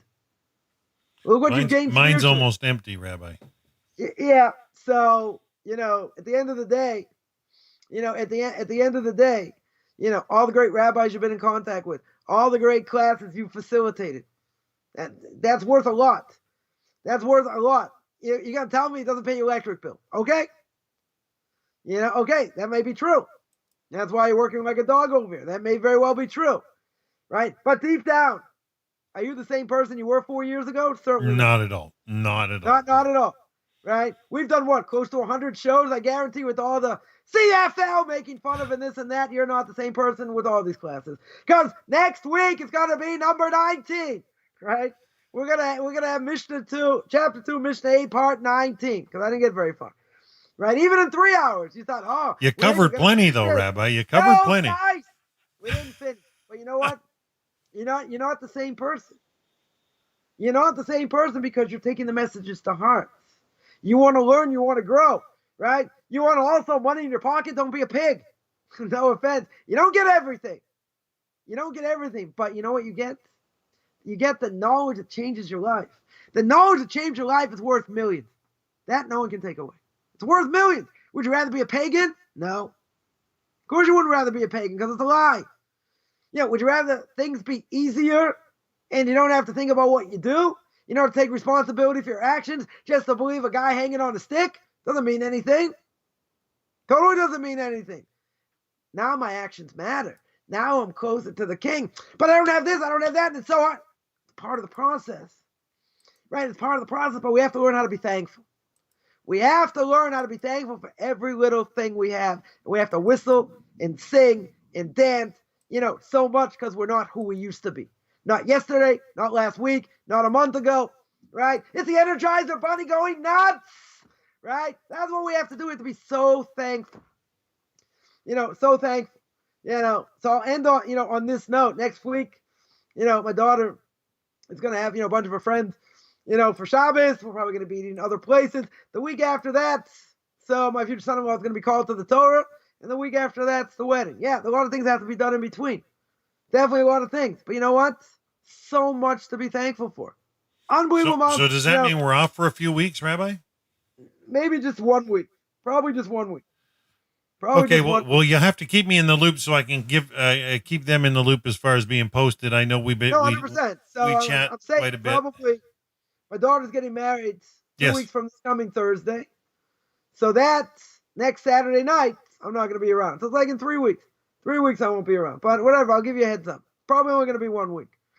Probably only going to be 1 week. But so you hear that, folks? We're tentatively on next week for chapter 2, Mishna 8, part 19. So I'm just saying, when a person has so much to be thankful for, come on, you want all the money in one shot? Don't be a pig, okay? But you can't do anything without money either. You got to the- order the- things, the- do things. You make There's plenty the of flip things to side, do, but you so know, much- sounds so You harsh. can't Like get caught up in all that. You got to be thankful. There's so many things to be thankful for. Okay, got to put your best foot forward. You know, you got to know how you're going to pay all your bills on that day. Okay, there are a lot of things to do.